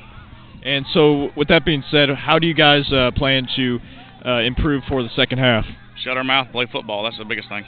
And is there anything else you'd like to add, Coach, before I let you go? Go Gators. All right, good luck. Thank you for that, Mr. Kallenberg, and we'll send it right back to you guys. Thanks for that, Jackson. Thanks, Coach Trent Kallenberger, for giving us the time there to talk with us here on the Southern Sports Network. You know, it's never easy being a head coach in a tight game, and giving us the time there to talk. But I'm sure they made the necessary adjustments that they saw from the first half. It's like very qualified and capable coaching staff that goes deep into many position groups. But you see them there getting ready for the second half. I like the sign-off there by the coach, the old Go Gators. It's almost like an Ed Orgeron. Go Tigers. Go Tigers. But on the field, halftime is over. The hype back here at Nine Heights as Gators trying to make this a little bit of a true home atmosphere here in what is nothing more than a city park. Pretty impressive for them to have made such a great home stadium and home situation. Yeah, and I mean, you never want to be, in a close game like this, especially when you're expecting to perform better. But The one thing you can say about being in a close game is you can really get the crowd into it. When you're up 48-3, usually your crowd, you're eating your nachos and you're just kind of relaxing. But in a 7-6 game, you give the fans an opportunity to really make a difference. Well, it looks like we're all lined up, ready for the second half of action, as Wichita going to receive the kickoff here and have an opportunity to take the lead in this ball game. Of course, what is on the line, set the stakes for you, is a road to the championship game. Their opponent yet to be determined, as Seagrave's going to send this one skyward. It's going to be Muff. Dangerous situation, as we've seen before here on the Southern Sports Network. Not the start to the half Wichita wants, but they still have Reggie Langford and an offense that has been moving, coming out to dig them out of this hole from this opening kickoff. We saw Skylar Seagraves, even when they were up to the 45-yard line, do kind of a pooch kick, because we see there's a lot of times some miscommunication on those return plays, and we've seen a lot of muff punts in this league so far this year. So you, instead of just booting it all the way into the end zone, you're always trying to give the other team, you're trying to make them make that play. You've got to secure it, and then you've got to make sure you hold on to it on your return. And so not super surprised to see a muff there. Good job by the return man to not give away the ball. Yeah, Drew, if you are the return man, though, that's a scary play to be on. Yeah. That's one you don't want to happen very often. Well, first play of the new half here for Wichita, just going to be a simple handoff for Cephas Jefferson, the starting running back here for the Skyhawks. And we'll pick up a couple on first down, as Wichita trying to get out of the shadow of their own goalposts here.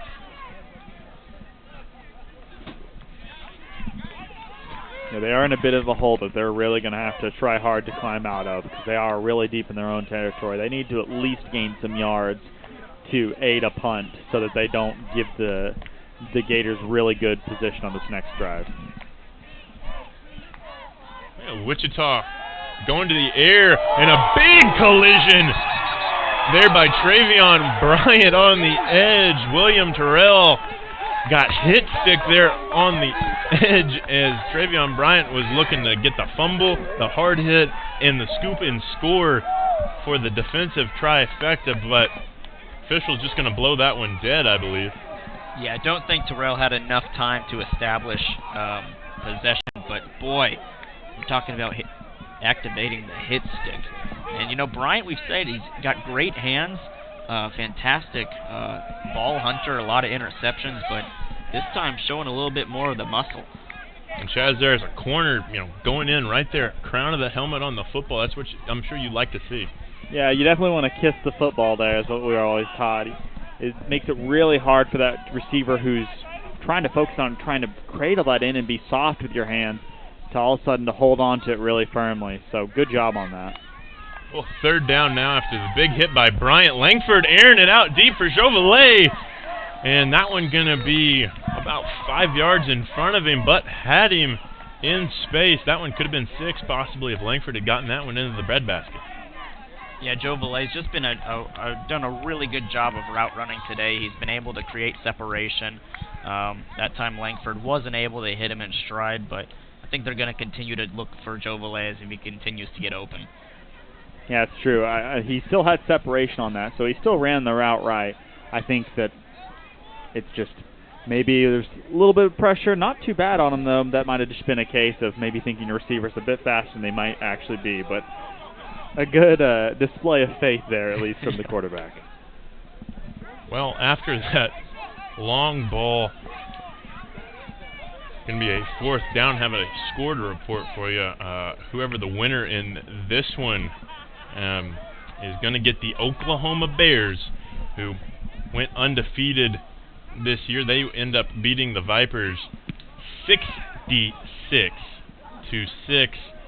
out in the capital city, as Datrian Evans going to down the bad punt at the Wichita 39-yard line and get to see what adjustments Garrett Griffith and this Gator offense made at halftime. Yeah, Tulsa's got to be happy with that. Really good defensive stop there. Weren't able to get the ball at a halftime, but made a stop, and now an excellent field position, and you've got a good opportunity here to extend the lead. And on the flip side, Drew, I think that's exactly what you did not want to see on the punt if you are a Wichita fan. That was just not the best bounce. Maybe it could have been a farther punt anyways, but just not the best bounce, so that's unfortunate for them. Well, Terrell Buchanan and Sam Ray Collier going to flank Garrett Griffith here on first down. Collier going out in motion. They like to throw a screen there, but won't. Will be Buchanan looking for the edge, and will get there near the boundary. Running hard is Terrell Buchanan. Yeah, really strong run right there. Good job not being tackled by arm tackles. And that's something that a lot of running backs do, get tackled by arm tackles. Just not running with a lot of forward head of steam, not with that forward lean, but Terrence Buchanan does a great job of that, and so you really have to wrap him up at the legs. Yeah, and did a great job of utilizing that stiff arm there to get around the corner. Got himself some separation before he got to the sideline and then cut it upfield. It's a really nice run there. Well, after the rush, it'll be first down, and Buchanan will stay in the game. Swinging it out to Collier, the guy they like to throw that to. Collier's got nothing but grass in front of him and will high step it into the end zone. Touchdown, Tulsa Gators. We mentioned it last week in that game against the Titans, Chaz. First play offensively in that one. Collier on a screen straight to the end zone. Again, it is 6 points here in Nine Hots. Yeah, and I think much like that first one, we saw really good blocking on the edge there. We saw a good seal on both sides. We didn't see a lot of penetration come up into that screen. And here we're seeing the replay right now.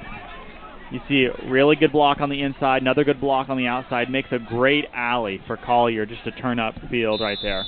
And, Steven, I think you called it about one play too early, but you said they love throwing that screen pass out to Collier, and that is just the bread and butter of this Tulsa offense. Well, Seagraves will barely get that one through. Had a bit of a lean on it to make this one 14-6 with 13:50 to go.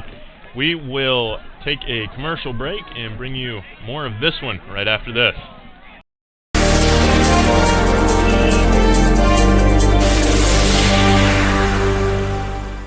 The Food Truck, a full custom menu for your wedding, party, or any other event. Let us bring the party to you. We serve a wide selection of cuisines, from Latin heat to Southern sizzle, made fresh and on site. Let your taste buds savor all the flavor the food truck has to offer. The Food Truck, catering by the IDK Cafe. The Food Truck, bringing catering to you.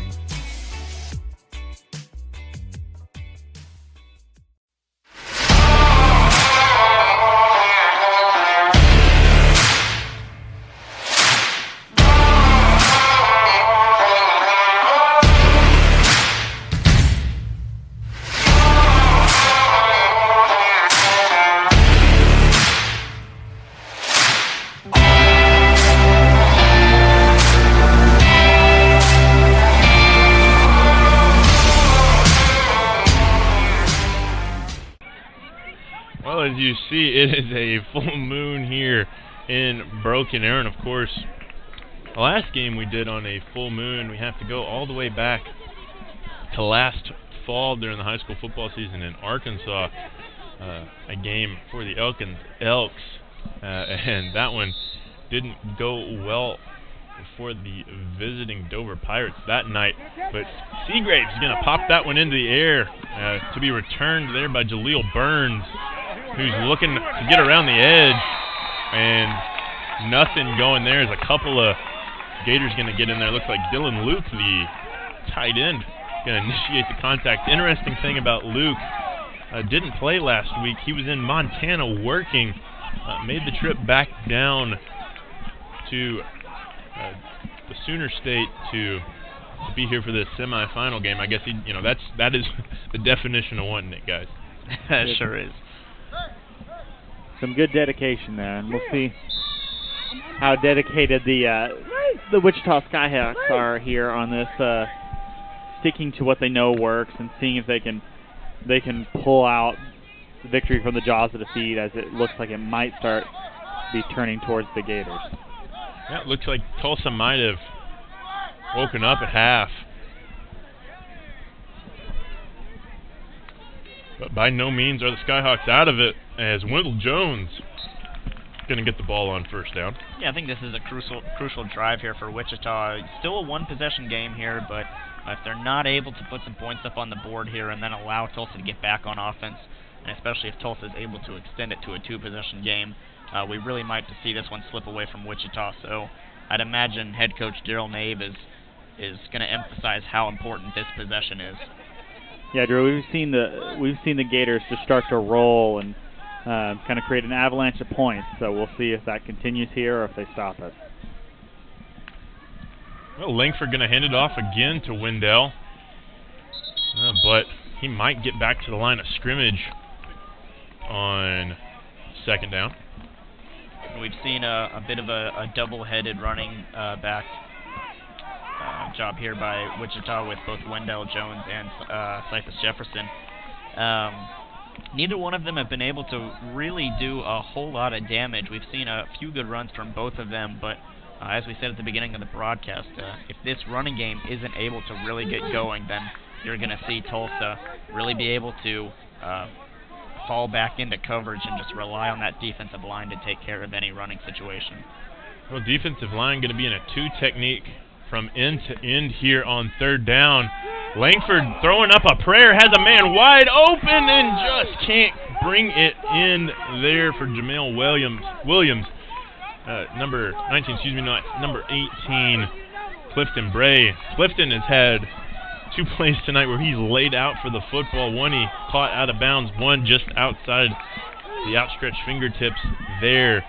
But Wichita going no huddle, and once again able to get the Gators offsides on a hard count for being a little over ambitious to get that sack.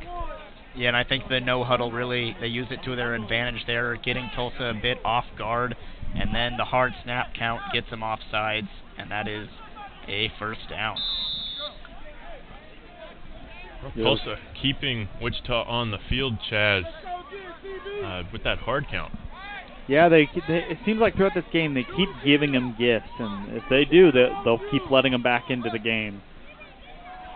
Well, Wichita going to go to the pistol, as swinging it out to Datrian Evans, as Travion Bryant can't bring him down, as Bryant tried to do the right thing there and go low on the big man, but physics was against Bryant on that one. Still a really good job there by Bryant, because Evans was not his man lining up there at scrimmage. And then they ran a screen play, and Bryant does a good job of switching and being able to at least slow Evans down until another defender could come in and finish the job there. Yeah, I think to your point, Drew, that he does a really good job of being aggressive, and he comes up to those screens really, really fast. That might be something they could capitalize on, possibly with some misdirection, maybe some creative route running. We'll have to see if they go to that later. Langford operates from the pistol again. This time, play action. Has Jovale Jr. on an island by himself, and it is a foot race to the end zone. Jovale Jr. has his second one of the evening, much to the dismay of the home fans here in Broken Arrow, as Wichita right back in this one, as I guess that's just a breakdown in coverage, guys. Boy, and we said it again, Chaz, earlier, that Jolivet has been doing such a good job of route running and creating separation, and once again we see him all by himself there down the seam, and that is an excellent thrown pass there by Langford, and Wichita's right back in it. Yeah, Drew, we're watching the replay right here, and it looks like we did see just some miscommunication there in the coverage. We saw nobody really on him. Someone lined up against him, but I think we had some confusion on who had who in the zone. It's one of those routes where you run kind of right in the middle between two zones, and both guys think the other guy's going to get him, and no one had him right there. Well, the miscommunication means Wichita is a 2-point conversion away from tying this one up at the 10.5-minute mark. It's a really crucial conversion right here. Well, they're going to send Obi Rios in motion. Haven't heard his name. As that ball intercepted in the end zone.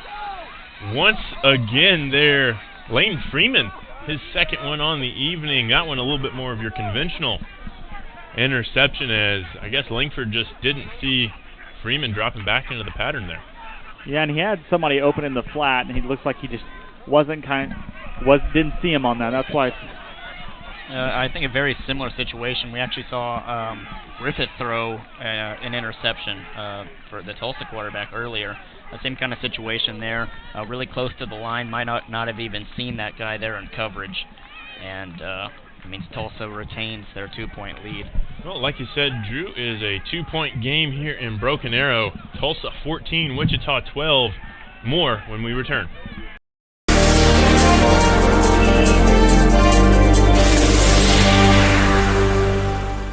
We are a community of athletes that celebrate success and development while having fun and being safe. We do a pretty rigorous testing to all of our athletes to track progress as we go. Our athletes are 10% faster, 179% stronger. They jump 4 inches higher on average. They're 8% more agile and 9% quicker. You can come in, get extremely high quality training, accelerate your athletic abilities. Head on over to prodaysports.com. Come try, see if you enjoy it. For $1, it's worth it. Welcome back out of the Wichita touchdown there. The beautiful pass and catch by Jovale Jr. Probably the longest play Wichita's had in either matchup against the Gators. Oh, definitely. We did not see too many big plays by Wichita the last time they were here in Tulsa. And then even today, they've gone for a couple big plays, but nothing like that last play we saw. But every big play we've seen so far has come with the hands of Gary Jolivet, and I think he is without a doubt the MVP of this Wichita offense right now. I think you're completely right, Drew. And I think also looking at those interceptions you were talking about right before we had that break, we've seen these quarterbacks get really lasered in to looking at certain receivers. Well, it's an onside kick, and that one going to be returned by Wichita. Crazy scenes here. That on the return was Jaleel Burns. Looks like this one might come back a little bit from the original point of contact. Well, I believe the rule is you can't return it on the offense on the onside kick. But regardless, Wichita's going to get the ball back here with a chance to take the lead. Yeah, that was a great surprise return. I mean, they had everyone fooled, including us here in the box. They did a great job on that. They didn't line up in any sort of different formation. It looks like they had pretty similar personnel to before. They were just very prepared and pulled something out that no one had seen. So a really exciting play call on that. We'll have to see if they can capitalize on this big chance here. You know, Daryl Nave, head coach for the Skyhawks, pulling out the back parts of the playbook here on the special teams and keeping the hot offense on the field. Something that's a little bit different here in semi-pro is you don't necessarily have the kickers that you would have in some upper-level football, the guys that can boot it all the way to the end zone. So if you're just going to do a squib kick or a pooch kick, you figure, why not try an onside kick? You don't have much to lose, and if they do recover it, field position doesn't change that much as to where if you did just kind of squib it down the field. So I think that's a good risk on the part of the Skyhawks. Well, Langford and this offense back out on the field, trying to get the Gators offsides there. But Gators show restraint, and going to be a handoff on first down there for B.J. Richards, looks like. Haven't called his name yet tonight. But we play on here as we near the 10-minute mark. I think a really important point for the Skyhawks here on this drive is to not make any sort of big mistake that we've seen them make on some other drives. Like we saw the 2-point conversion pick. We saw a different pick before. We need to see them be really careful on this. I mean, yes, play your game, but don't make any silly mistakes. Yeah, you've got an opportunity here to take the lead. You don't want to turn the ball over here, especially you've got really good field position here. Well, Langford going to throw it from his back foot, and that's intercepted again. Who else? Travion Bryant. This time he's got some blockers in front of him. as he's going to bring this one down to the 10. He's got 2 interceptions on the evening, 3 total against this Wichita Skyhawks offense. You know, he didn't win MVP, and I might have mentioned him. He was my vote for Defensive Player of the Year. Judges, officials, voters, here is my case as we take another look at this one as Langford kind of throws this from the back foot, lollipops that one in there, and Bryant is going to say, see you later, and give this Gator offense great field position once again in this one, guys. Boy, and is it almost like deja vu? Because Bryant had a very similar interception earlier in this game where Langford just completely misses his man, and Bryant is right in the perfect spot for that. And Chaz, as almost if on cue, you cannot make a mistake on that drive and immediately throw an interception. Looks like a little bit of the commentator's curse here for Chaz Turner as we play on. Going to send Collier in motion, not going to him, corner of the end zone. That one going to be in and out of the hands. Looked like trying to get Danny Knighton on a fade. He scored on that before, but on the coverage there, it looked like 23 J.R. Soto in the back of the end zone. And we saw J.R. Soto get a good interception, kind of similar, undercutting a fade or a straight down the field route on their first time together. So we'll have to watch him if they go back to that. Once again, Danny Knighton just unable to create any separation. Well, Terrell Buchanan can and is trying to, on the run, a hard block coming in, as that's going to lead to some pushing and some shoving, and not a lot of loving down there on the field between the defensive and offensive lines for the respective teams. Stephen, that may have been a little bit of a late hit there. You got to watch that in the future. There's been a lot of penalties here, and you don't want that to be what decides your game. So they need to watch that in the future, even as Temper's player. Yeah, definitely. You know, we're used to Terrell Buchanan being the guy who lays the wood, but there it looked like the offensive line was getting in on the fun there, and Buchanan going to get it again, looking for the edge, going to be close to the goal line. We'll see what they call it. Looks like they're marking him short. Yeah, it looks like they're going to put him at the 1 yard line, have an injured Skyhawk down on the field. It's not what you want to see here so close to the end zone. To see Skyhawks, if you're a Skyhawks fan, to see them dropping like flies. It looks like we'll take a quick commercial break. Our score still 14-12 Tulsa with 8.5 to go here in the third.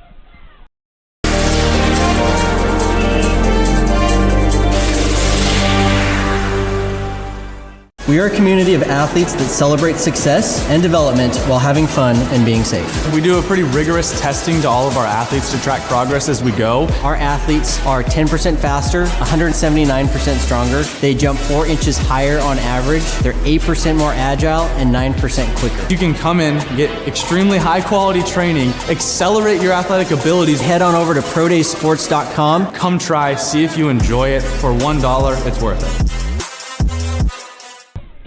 Well, welcome back here during the injury timeout as Terrell Buchanan again continues just to be a beast, running downhill for this Tulsa Gator offense, smoking guys on the edge and in the secondary for the Skyhawks. But a critical 4th down and goal to go here to extend the lead for the Gators. It looks like Tulsa's at the 1 yard line here, so just a couple steps away from extending this lead. And looks like once again it's going to be a Buchanan handoff. And this time Buchanan will score and get into the end zone. It makes this a 20-12 game with 8:13 to go in the third quarter. Terrell Buchanan running like a man on a mission here tonight, trying to beat his 57 yards last time against the Skyhawks. We'll take another look at it here. Boy, and this is a game of inches here, because Buchanan did not get in by much, but when you're so close to the end zone, you're just trying to get that football across at all costs, and he just got in there. It looked like his knee could have been down. but if he had held it out there, it looked like that umpire on the sideline had a good view of it. Yeah, thought enough of it as Seagrave's going to send another one up and through, and that one going to bounce and looks like hit a silver Ford Escape. If that's your car, hope you have good bumper dent insurance.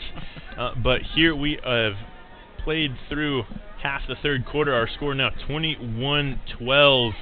Tulsa Gators extending their lead. We'll take a commercial break and be back after this.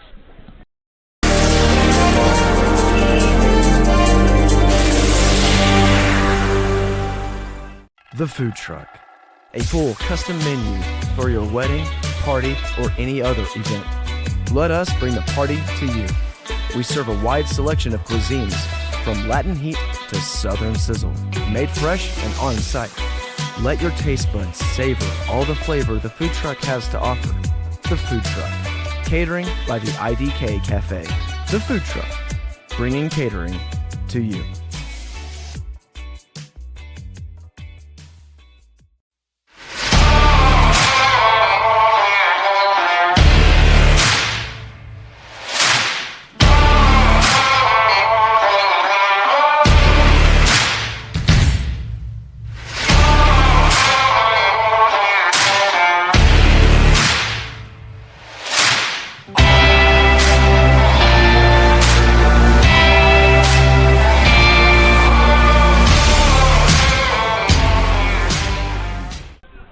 Welcome back out of the commercial break. Again, our score 21-12 Tulsa.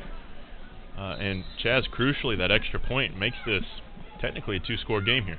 Yeah, that was really important right there. If they hadn't done that, the Skyhawks could have came back with just one score. So really important they got that one, made it a lot harder for them to get back. Well, Wichita trying to get that score here, but not quite enough there for Chris Bell, but great starting field position here for the Skyhawks, as they've been able to, for the most part, make good returns from what the Gators have given them. Apart from, of course, the last time out, or a couple times ago, they had that muff, but able to continue to play on here. Yeah, interesting enough, we've seen throughout this season, Stephen, opponents of the Gators have had a really tough time returning the football. A lot of muffed punts, a lot of muffed kickoffs, a lot of times that they're inside their own 10-yard line. So Wichita's done a pretty good job overall of doing a good job of just handling the returns and giving their offense a chance. Well, stood up on first down, going to be Cephas Jefferson, who's going to lose a yard, as a matter of fact. And I wonder if we might be seeing some wear and tear start to show up on the Wichita line while we're seeing them go against this imposing defensive line of the Gators. And when you're hitting a guy over and over and over, and perhaps him maybe even getting the better of you, it really does start to wear on you. So hopefully they can come back here with some energy. Oh, we've gone under 7.5 to play in the third. 9-point game. 9-point game here in Broken Arrow. Had to double check the math, but Langford gonna evade the pressure, throws it across the middle of the field. Another interception going the other way. That's gonna be number 4 on the evening. That one going to Tyrone Johnson Jr. as looks like the wheels might starting to come off for the Wichita Skyhawks here offensively. 2 bad interceptions by Reggie Langford. Yeah, and this happens a lot of times, especially when you get down by 2 scores, is you're going to see quarterbacks start to forcing some stuff, and I think that's exactly what happened there. Is Langford, he's going across the middle of the field here, but this is not a smart pass, and Johnson does a fantastic job of reading the quarterback's eyes, and Tulsa's back to work. Just like they left. Yeah, I think we might be seeing a case of him trying to, of the quarterback right there, trying to win it all back at once. Yep. Reggie Langford just didn't see the crosser, I guess, right there, and all he was seeing was green, and it wasn't quite what he wanted there. So looking up for this next drive, of course, you're the Gators. You kind of want to, you've got the ninth in, you want to turn it now. just make the bleeding continue. But if you're Wichita here, hopefully you can come back with some composure as this defense, because that is a big upset, and the momentum is definitely in the favor of the Gators right now.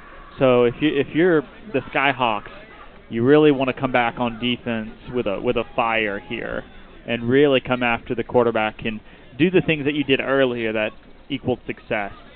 Yeah, I think you have to have a stop if you're on Wichita here. Even if you're just holding them to a field goal, you have to have some sort of a win on defense on this drive.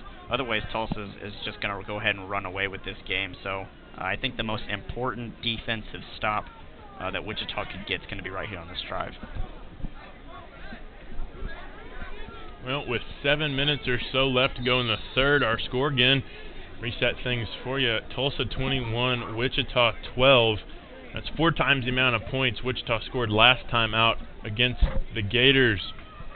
But Griffith content to hand it off to Moore on first down, and he is going to get devoured by the Wichita defensive line there. There's nothing going there for D'Angelo Moore on first down. Yeah, Stephen, we've said it before that Tulsa likes to rotate through their running backs, especially just to keep everyone fresh. But I'm surprised that they keep going to Moore. We haven't seen Kenny Sessions or Courtney Holmes, either one of them tonight. And I'm surprised that they haven't put the ball in one of their hands here to try something different. Yeah, traditionally, like you mentioned, they have a revolving door in the backfield. But for the most part, it seems to have just been Terrell Buchanan is going to have a stoppage here from the head official. And a great frisbee throw there by the back judge. I believe a piece of padding came off somebody's uniform, a back pad. Able to frisbee that thing. You're at a disc golf course just about 10 paces that way, Stephen. You might need to go play around after this. Well, Griffith looking for the end zone, has the MVP, Danny Knighton, wide open, and that is why he won the MVP this year. Go ahead and give it to him again, as Danny Knighton making his presence known finally in this game, folks. Yeah, the first time that we've said Danny Knighton's name in a positive way. He's struggled all game long, but this is Knighton just showing you what he's best at, getting some separation. Griffith rolls out and sees Knighton all by himself in the end zone and puts it right on his favorite receiver. That is well done. Yeah, just to go off of that, Drew, I think right there what we saw really good about Danny Knighton's route, we didn't see most of it on that replay, but we saw a really good release, and that's so important as a receiver to get off the ball well. That starts the separation back from the very beginning, so the DB has to catch up the whole time, and I think that's what we saw there with Danny Knighton. Well, after the Knighton touchdown, our score now 28-12 as Tulsa looking to pull out of the station and head to the capital city to take on the Bears with 6 minutes to go. We'll step away and be back with more after this. Today's game is brought to you in part by T-Lake Apparel Company, specializing in sport uniforms and accessories, custom orders to fit your needs and budget. From youth leagues to professional sports, call T-Lake at 580-977-6452. And by Champion Custom Jewelry. Trust a company that can provide quality at a great look to fit your budget. Trust Champion Custom Jewelry. Contact them at 580-977-6452 or on Facebook at Champion Custom Jewelry. Some might say I'm an ideas guy. I'd like to think of myself more as a doer. I like to make things happen, both for myself and for the people my businesses serve. Signature Bank has been crucial in that for me. From starting my moving businesses, to expanding into mobile minis, all the way to our current office and warehouse space. Signature has advised and supported me every step of the way. With a taste of friends, family, and backyard barbecues, Bentonville Brewing Company. Family owned, family operated, family friendly. Pick up a 6-pack of your favorite IPA, porter, sours, or any one of the delicious flavors Bentonville Brewing has to offer. Or enjoy a cold one on tap at your favorite restaurant. Bentonville Brewing Company. Quality, consistency.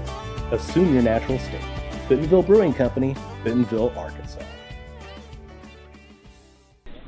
Welcome back as we get set to continue the game here after beautiful Danny Knighton touchdown pass. Seagraves going to corkscrew that one into the Skyhawks return team. And good starting field position here for the Skyhawks, who, let's just be honest, need to score here just to maintain pace in this one. Absolutely. I think the Tulsa offense is really starting to find its rhythm here, and so Wichita's going to have to match it if they want to stay in this game. Yeah, I don't think the door is completely closed on Wichita's chances, but if they don't have some success and fast, it looks like the Gators might finally close it on them. Again, what's at stake? The final 4SFL championship.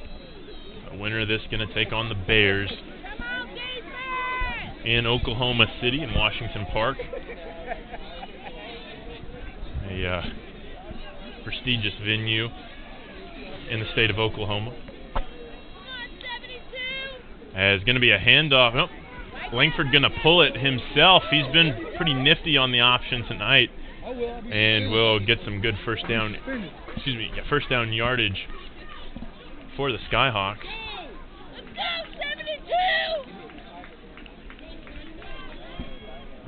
It's a good gain on first down. You need that sort of yardage to set you up for the future. Because you can't score on every single play, but you want to set yourself up for success later. So that was a good first down gain. Hopefully they can capitalize on this next one. Well, second down, and it's going to be a RPO for Langford looking down the field. 50-50 ball. As Travian Bryant able to get that one away from Clifton Bray, who seems like for Bray tonight, nothing's coming easy, has to work for every ball in his general vicinity. Well, that one was definitely underthrown there. Langford was flushed out to his left side, had to throw across his body. And I think you actually have to give credit to Bray on that one, because he was actually able to break that one up away from Travion Bryant, who could have had his third interception of the night had Bray not been able to get his hands on that one. Yeah, and I know that ball was underthrown, but given the circumstances, a pretty good throw by Langford. You don't want to force it where you can't. Maybe the decision was worse than the throw. I thought the throw was doable, not exactly what you want, but it was. He's got to make better decisions, because I think it's mainly where we've seen picks come from. Not necessarily bad throws, but bad decisions. Well, after his incompletion, empty backfield, high snap. Langford able to get that one back. Going to have to get rid of it in a hurry. Able to find a receiver who is crushed. Jaleel Burns lucky to still have a mouthpiece after that hit. On the edge, we'll take another look at that one. Won't be enough for a first down, but a hard hit to bring up a 4th down and 3. We'll take another gander at that. Well, this was pretty impressive by Langford here. And he got a good bounce, because this thing flew about 16,000 feet over his head, but then managed to get it back in his hands and get a positive gain. And then you see the ball coming in and just the bone-crushing hit. But as we return to action, Langford able to pick up the first down on the QB scramble, turning disaster into opportunity there for the Skyhawks to keep this drive alive as we go under 4.5 minutes in the quarter. Yeah, that was a crucial 4th down conversion, so good to see that from them there. We'll see if they can continue on that success. And going to be a QB keeper on the option. Langford, lots of grass in front of him, making Gators miss every which way. That one going to be finally brought down there by Kevin Ebbett, but not before a long first down run. We got a Gator down, grabbing his arm. We will take a commercial break, as this looks like a bit of a serious injury, and be back right after this.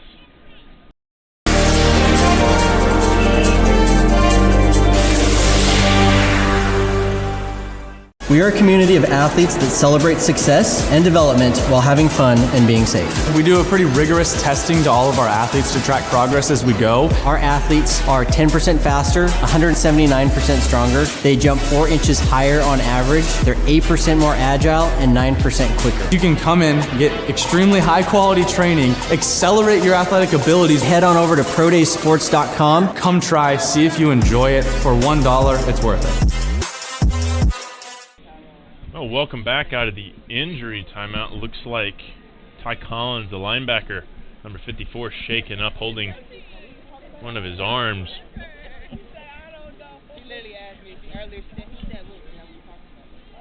Yeah, we've had a few injuries here tonight.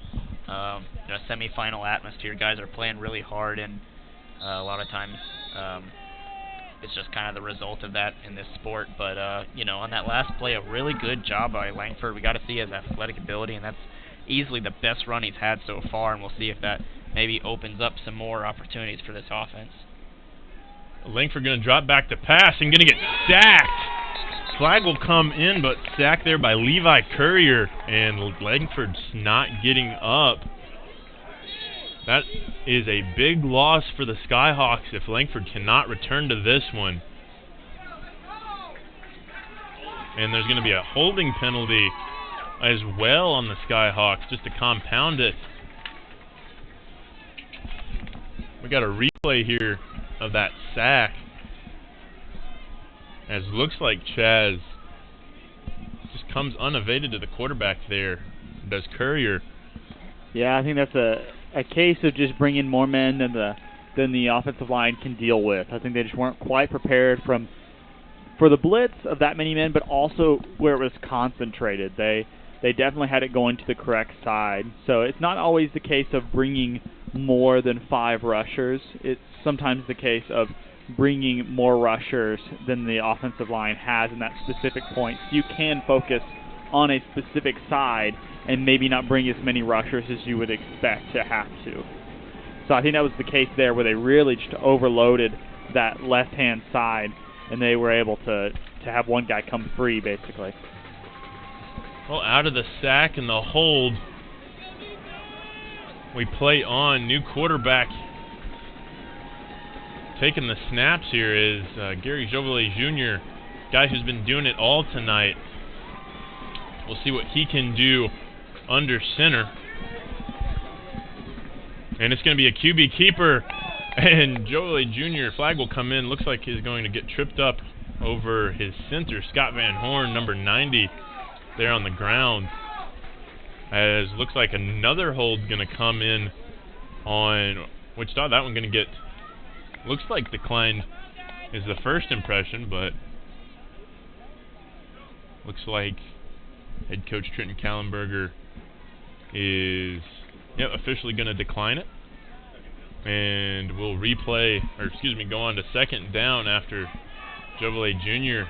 couldn't get anything going. Well, Stephen, it looks like Langford just came off for one play there, but we saw a backup quarterback for the Skyhawks, Lamar Martin, the last time these two faced off. And Martin was serviceable, completing 6 for 11 with 29 yards, including an 18-yard pass. So if Langford does need to come out, we do know that they have a backup quarterback that they can bring in. Like you said, Langford returning to action here. They're going to need him if they want to stay in this one, as Langford going to be brought down again, this time by Prince Jones, his second sack of the evening. Just kind of got a piggyback ride there from Reggie Langford.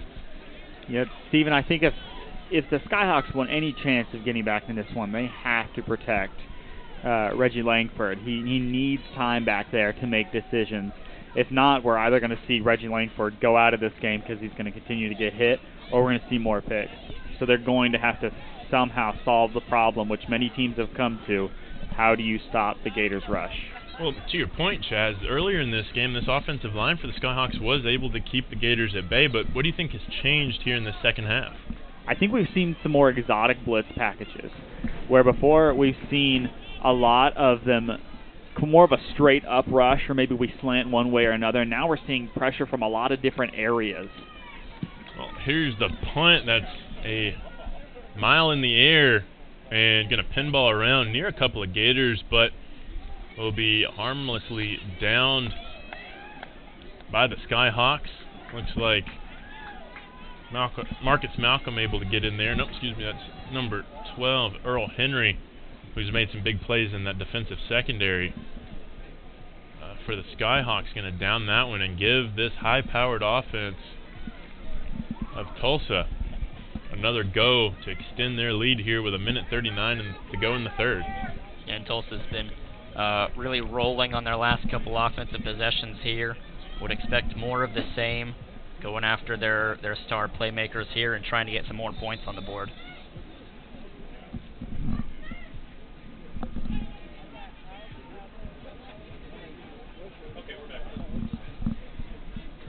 Drew, I think it'd be interesting here to see if they go for the big play, if the Gators try to really stretch them out, or if they go for maybe more of a Terrence Buchanan ground and pound. I'm not sure quite what they'll do. It comes down to, I think, offensive philosophy here on this, so we should see. Yeah, still in the third quarter, so might not be necessarily thinking time to drain the clock, but with a 16-point lead, there's no harm in taking as much clock off as you can. Well, and they look like to be headed that way on first down. Going to go to the ground, but going to have an injured Skyhawk coming up. Gimpy there. Looks like nothing more probably than a cramp. They're going to be number 9, Swain Williams, and he's going to head to the sideline for at least one play, as we're starting to see Tulsa probably getting into those legs a little bit on the other sideline, as another run, this time for Scotty Patton. He'll get some more positive yardage to move towards another first down here, as Tulsa just kind of methodically starting off this drive. Two plays, 2 straight rushes for Patton. And now the bruiser coming back into the game, Terrell Buchanan. The always explosive Terrell Buchanan, I guess, is what you could call him. Indeed, they're going to go play action here. Griffith's going to take this one the whole way and safely fall down. Be interesting to see if he fell close enough to the first down line, as we have some pushing and shoving and a couple flags coming out on that far sideline, as somebody, I think, disagreed with whose mom was the best mom in the world over there. And that was a familiar sight, isn't it, Stephen? The last time these two teams met up, especially in the fourth quarter, it seemed like almost every other play there was some extracurricular going on, and flags were always coming out, which really slowed down the pace of the game. And so hopefully that doesn't become the case here tonight. Well, there's no speculation on what those penalties are, but again, last time out, Wichita had 13 penalties for 104 yards, and Tulsa, as well as on the scoreboard, beat them in that statistical category with 16 penalties for 167 yards. Boy, that's a field and a half right there. Yeah, that's field in 2 quarters. Field in 2/3. They're on their way, or 2/3. We can do math. We're broadcasters, but on the field, first down run out of the penalty there for Buchanan. Again, going to get him close to the first down line once more, as Gators content just to run the ball here and head to the fourth quarter. We will head to the fourth as well. Our score through 3. The Tulsa Gators extending their lead 28 to the Wichita Skyhawks 12. We'll be right back after this.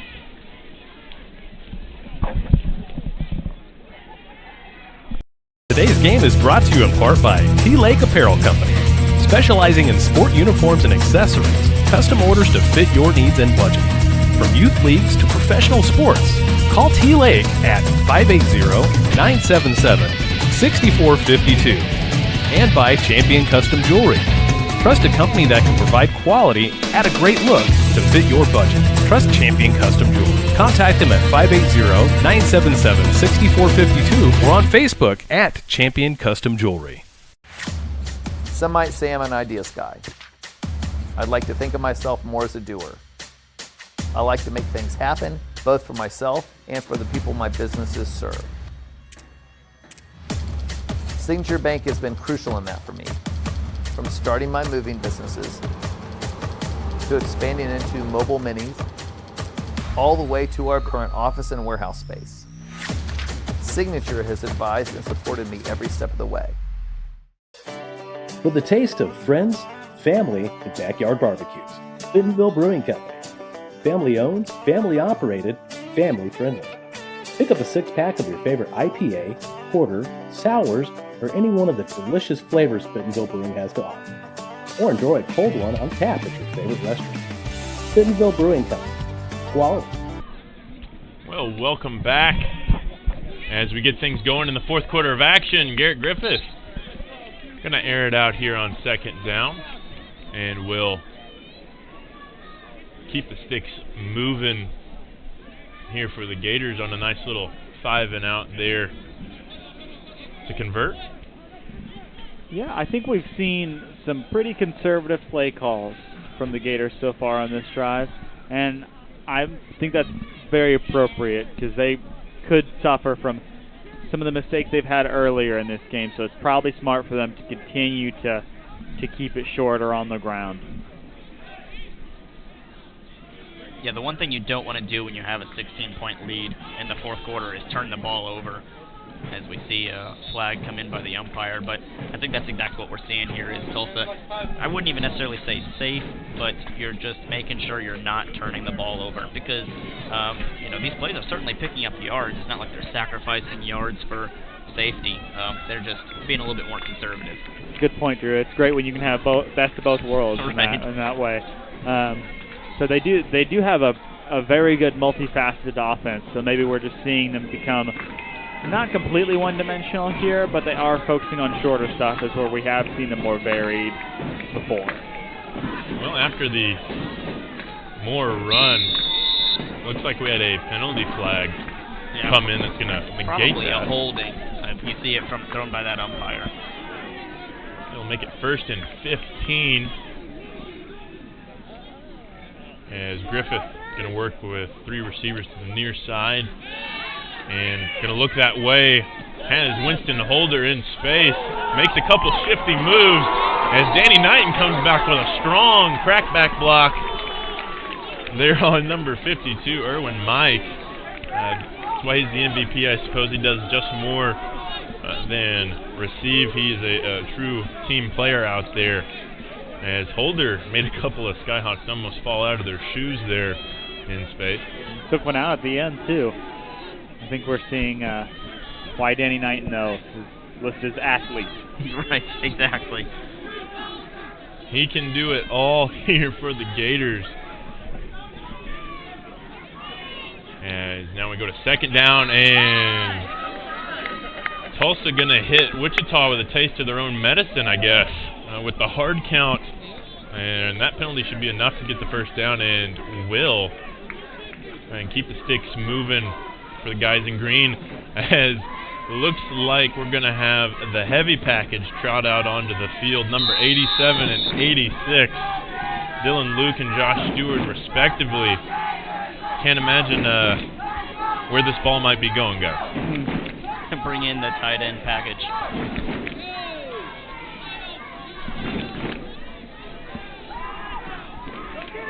Well, it looks like both tight ends going to go hands in the dirt. Knighton going to get off the line late. Griffith the pass, guy deep down the field. A little too far there. As Griffith put a little too much mustard on that pass. See, but if you're going to make a mistake, though, and miss a guy, that is the way to miss them. And I think that's what we've seen on some passes before, that the quarterback's not missing the receivers long. And on a long ball, you want to miss them long because you're giving If you have the deeper guy, you're giving your receiver a chance before anybody else has a chance on it. That's ideally where you're going to have the ball every single time, is where your receiver is the only one that has a chance to get it. So there, I know it was an overthrown ball, but it was still missed in the correct direction. Well, the intended receiver on that one, Adonis Talbert, as it'll bring up a 2nd down and 10 now. And the tight ends are back out of the game here for Tulsa. We'll play action. Griffith's going to sling that one out to the flat. And that'll be a completion out there to Winston Holder, I believe, number 20. Starting to feel it a little bit in this Tulsa crowd here. I mean, still 12.5 to go, but this is their last home game, of course, as we mentioned. If they go on to win, they'll be heading out west to Oklahoma City. And so last home game, and the crowd's really getting into this one for one final win of the season. And, of course, they'll be playing that football game at Washington Park, excuse me, that, is one of the premier fields in the state of Oklahoma, up there with the Chapman Stadiums, the Gaylord Memorials, and the Boone Pickens of Oklahoma. But complete to Danny Knighton, the MVP, trying to make some moves. Can't do enough to break free, but will do just enough to get a first down and then some. Put that football at the 25 of Wichita territory as we move on here in the 4th. And Stephen, I think it's fair to mention that Washington Park is slightly smaller than some of those premier parks here in Oklahoma. We'll play on Griffith, gonna swing it out to a guy we don't talk about a lot, Jaleel Ward, number 5, getting a target and a reception there on first down. Once again, Tulsa just proving how deep they are on the offensive side. They can bring in 2nd, 3rd string guys who are still able to make plays on the offensive side of the ball here, and I think that's one of the things that makes this team so valuable. Is not only do they just have a big roster in general, but all the players who are on the bench in the first quarter, they can make a difference if you need them in the 3rd and 4th quarter. Well, after the Ward completion, going to send Knighton out in motion as Griffith, looking deep, nothing there, going to just swing it out to Buchanan on the safety valve, and that'll be the smart decision and move the chains as Tulsa knocking on the door again for more points in the red zone.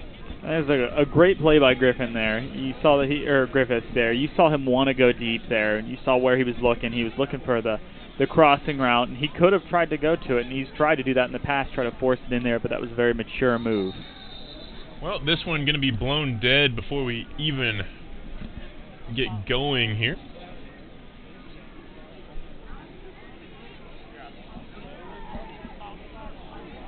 And it will be on Tulsa. Be a false start. First kind of mistake they've made on this drive. Will back them up a little bit to the 15. But I guess, more than anything, might open the playbook up a little bit more as they pull themselves away from the goal line here. It's a good point, Stephen. I think over the course of this drive, we've seen them do a really good job of being consistent going down the field, and they haven't tried those big plays, but if you're looking forward to next week, it's good to see them be consistent and that they don't have to either get the big play or they have no hope of an offensive drive. Yeah, and a lot of times we've seen Tulsa going up before this play a little bit more up-tempo, and that's usually when we see those false starts kind of come into play. Guys aren't fully getting set on the line when you're trying to keep the pace up. And going to be a swing out on a screen for the Gators as that one going the other way. Going the wrong direction there out of the penalty. One thing that I think that's really valuable for this Tulsa team right now, even though they're up 16, we mentioned they've been able to get some more guys in further down the depth chart, but I think it's also good that you're able to bench some of your star players right now and not risk them getting injured or them getting super tired with the championship game coming up next week. It's really valuable for Tulsa to be able to preserve those guys. And looks like going to have a timeout taken. see who that one's on. Looks like it's going to be on Wichita, and we'll take a timeout with them. Our score here, 28-12 Tulsa with 10:10 to go in the game. 10 minutes separates Tulsa from a chance at a championship. Be back after this.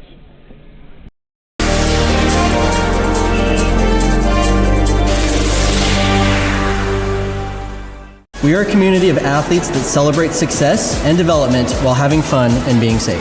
We do a pretty rigorous testing to all of our athletes to track progress as we go. Our athletes are 10% faster, 179% stronger. They jump 4 inches higher on average. They're 8% more agile and 9% quicker. You can come in, get extremely high quality training, accelerate your athletic abilities. Head on over to prodaysports.com. Come try, see if you enjoy it. For $1, it's worth it.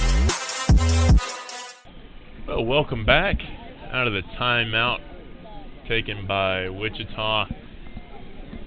It's going to be second down and goal from the 19-yard line.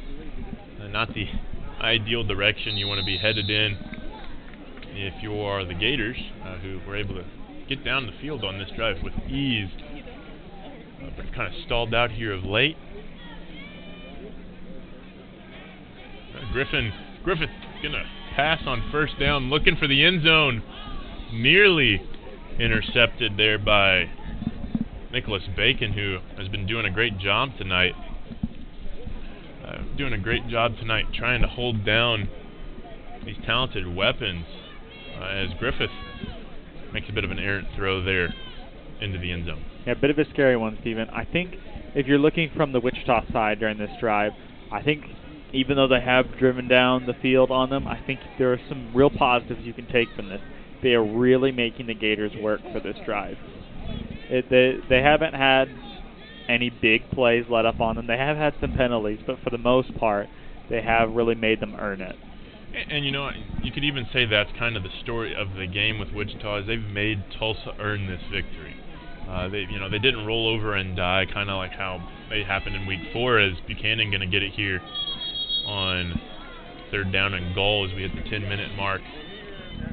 We'll get to see Broken Arrow legend Skylar Seagraves kick a field goal, I believe. Yeah, you'd think that they would have to go for a field goal here. You got to get points on the board, and this is definitely within his range. But looks like they're definitely discussing it here on the sideline. But yeah, to your guys' point, I think the Wichita secondary in particular has really impressed me today, and it looks like we've got a timeout. Yeah, it looks like Tulsa gonna take a timeout and think things over. Here we will step away and bring you whatever happens next right after this.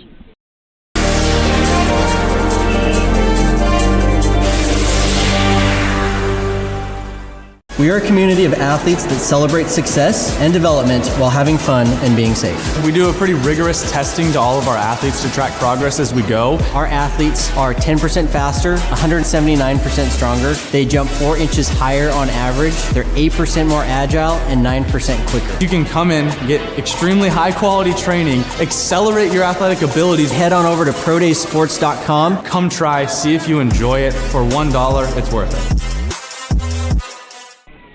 Welcome back as Gators still mulling it over on whether or not to kick the field goal or not here for Tulsa. Of course, in the last matchup between these two, Seagraves didn't have to kick a field goal. Most of his action was on the extra points.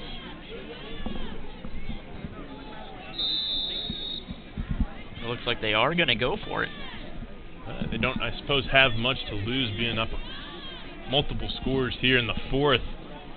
And with one hand on a ticket to the championship, Griffith's going to drop back to pass. And we got a flag. So we'll do all this over again. Looks like it'll be a false start is the signal I believe the White Hat is making, and indeed it is. And we'll make this 4th and goal from the 17, a 4th and goal from the 22. That's some math I can do, and no, don't ask me how I know that so quick. Not because the scoreboard changed. And I'm not sure we'll see a change in decision here. You would think that you might rethink if your fourth and goal is just that much longer, but they don't seem to ever really change from what they had planned before. Well, Griffith going with trips to the near side. Danny Knighton one-on-one on the other side.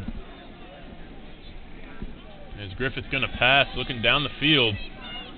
And that's going to be an intentional grounding, I believe.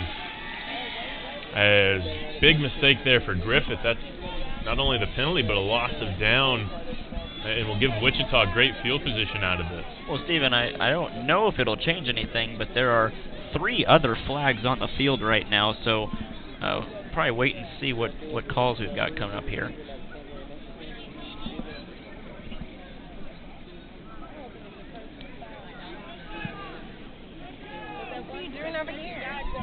Well, while we wait on the official call, looks like it is in the grounding with the loss of down, and it'll be first down for the Skyhawks. And that's what all those...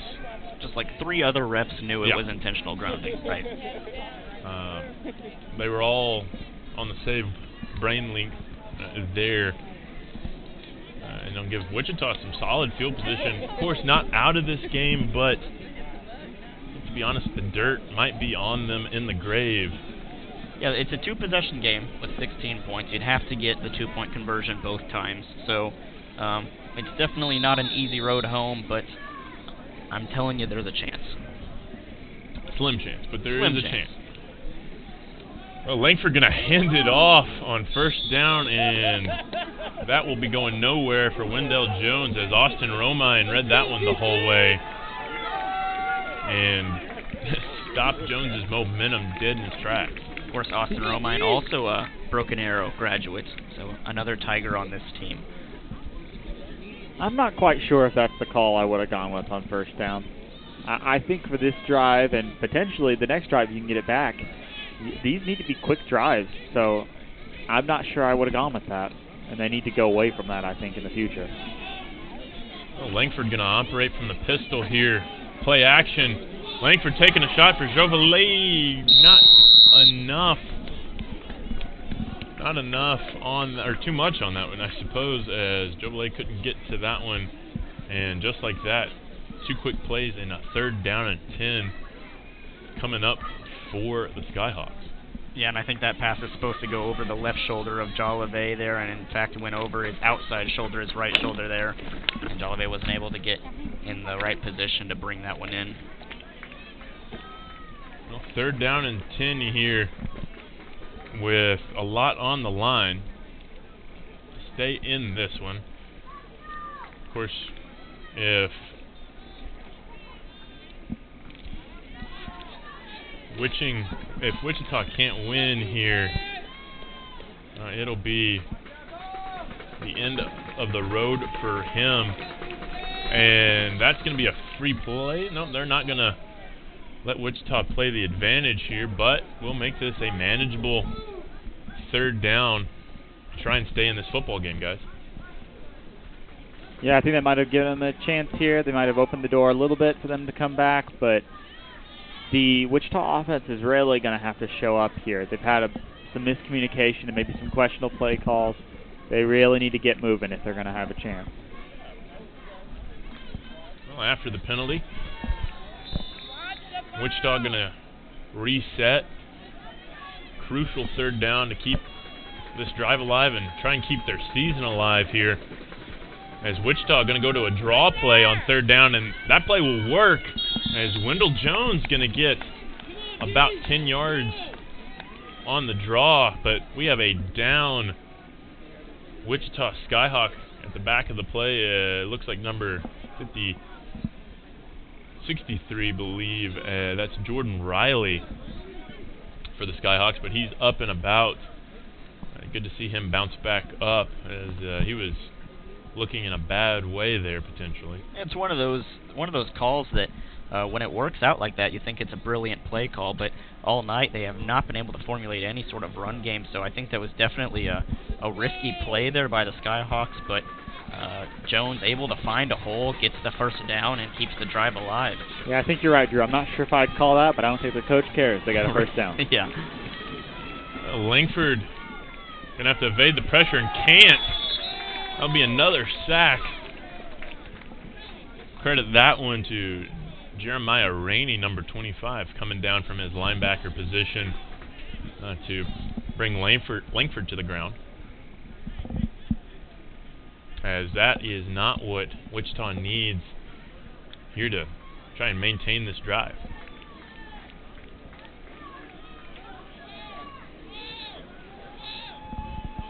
Well, second down, 13 to go. 7:30 left in the game. And play action pass. Langford just gets it away. That one going to be caught. I believe that's Clifton Bray finally going to get a completion, and this one going to come at a great time. Going to be a touchdown for the Skyhawks, and Wichita, just like that, might be just back in this one, guys. Boy, and you felt like Clifton Bray had so many opportunities tonight. He had one in the end zone at the end of the half. He had a couple more that just weren't quite in his grasp, but this one was perfectly thrown. Once again, maybe miscommunication, or maybe Bray just able to fool his counterpart on the defensive side of the ball. And there he trots into the end zone untouched, and that is a huge play for the Skyhawks with about 7 minutes to go. Now, just as big a deal as that touchdown, we had this two-point conversion. So crucial here. If they don't get this, they don't stand a chance of coming back. But if they do, they might be able to. Big play here. Wichita. Langford going to keep it himself. Going to get into the end zone.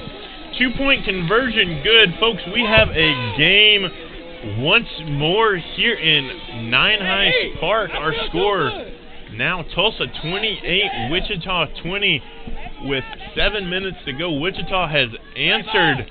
We will step away and bring you the remainder of the game right after this.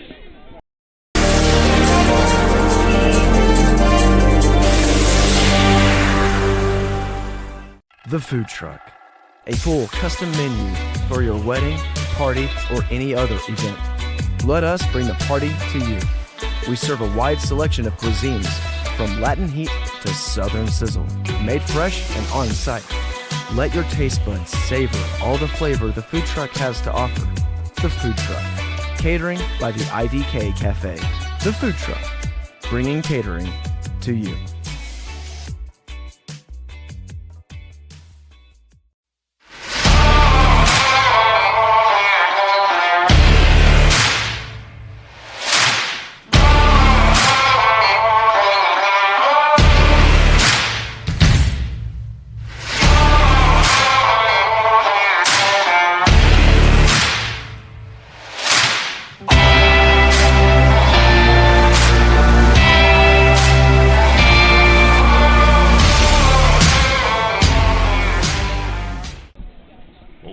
From commercial, our score now 28-20. Tulsa lead has been halved with 7:15 to go. Drew, the intensity coming back into this one a little bit. Absolutely, and I would not be surprised if this Gator home crowd starts to get live and loud again, because they're going to have to will their team here. You got to finish. 7 minutes, 15 seconds left here. I think Tulsa's still obviously in a really good position here, but it is a one-position game, and you got to be able to finish. And Drew, here, do you think you see an onside kick, or do you think they count on the defense? I think that's a really good call there, Chaz, because we've already seen them one onside kick recovery so far today, and I don't think this kicker is someone who's going to boot it all the way down to the to a touchback. So we very well could see an onside here. Well, Gators giving him the 10 yards, but Datrian Evans going to send that one to the heavens. Going to be the rare muff, but easily returned there for Kevin Ebbett. Hey, start laying some blocks, damn it! All right, so it looks like we are counting on the defense to get a stop here. Yeah, and that's actually a really great kickoff there by Evans. Got it down to about the 4 or 5 yard line there, and Tulsa definitely not in prime real estate at about the 20-yard line. And Wichita, their defense has played well so far. One more big stop could keep them in it. Well, it's a crucial time in the game here for both sides. Tulsa trying to run this one out. Wichita trying to stay in it. we'll see how the Gators go here. They're going to huddle up. Yeah, and I think, with 7 minutes, 10 seconds to go here, I think you still got to feed Buchanan. He's been white hot all game long, and I believe that he is back in the backfield here, so look for Buchanan to get some more touches. And indeed he does here on first down, Drew, but Wichita has that one red as we got an injured Gator offensive lineman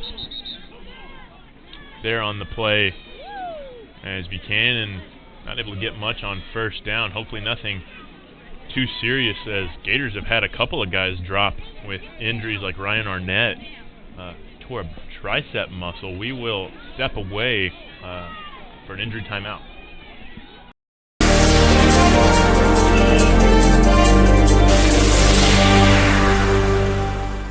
We are a community of athletes that celebrate success and development while having fun and being safe. We do a pretty rigorous testing to all of our athletes to track progress as we go. Our athletes are 10% faster, 179% stronger. They jump 4 inches higher on average. They're 8% more agile and 9% quicker. You can come in, get extremely high quality training, accelerate your athletic abilities. Head on over to prodaysports.com. Come try, see if you enjoy it. For $1, it's worth it.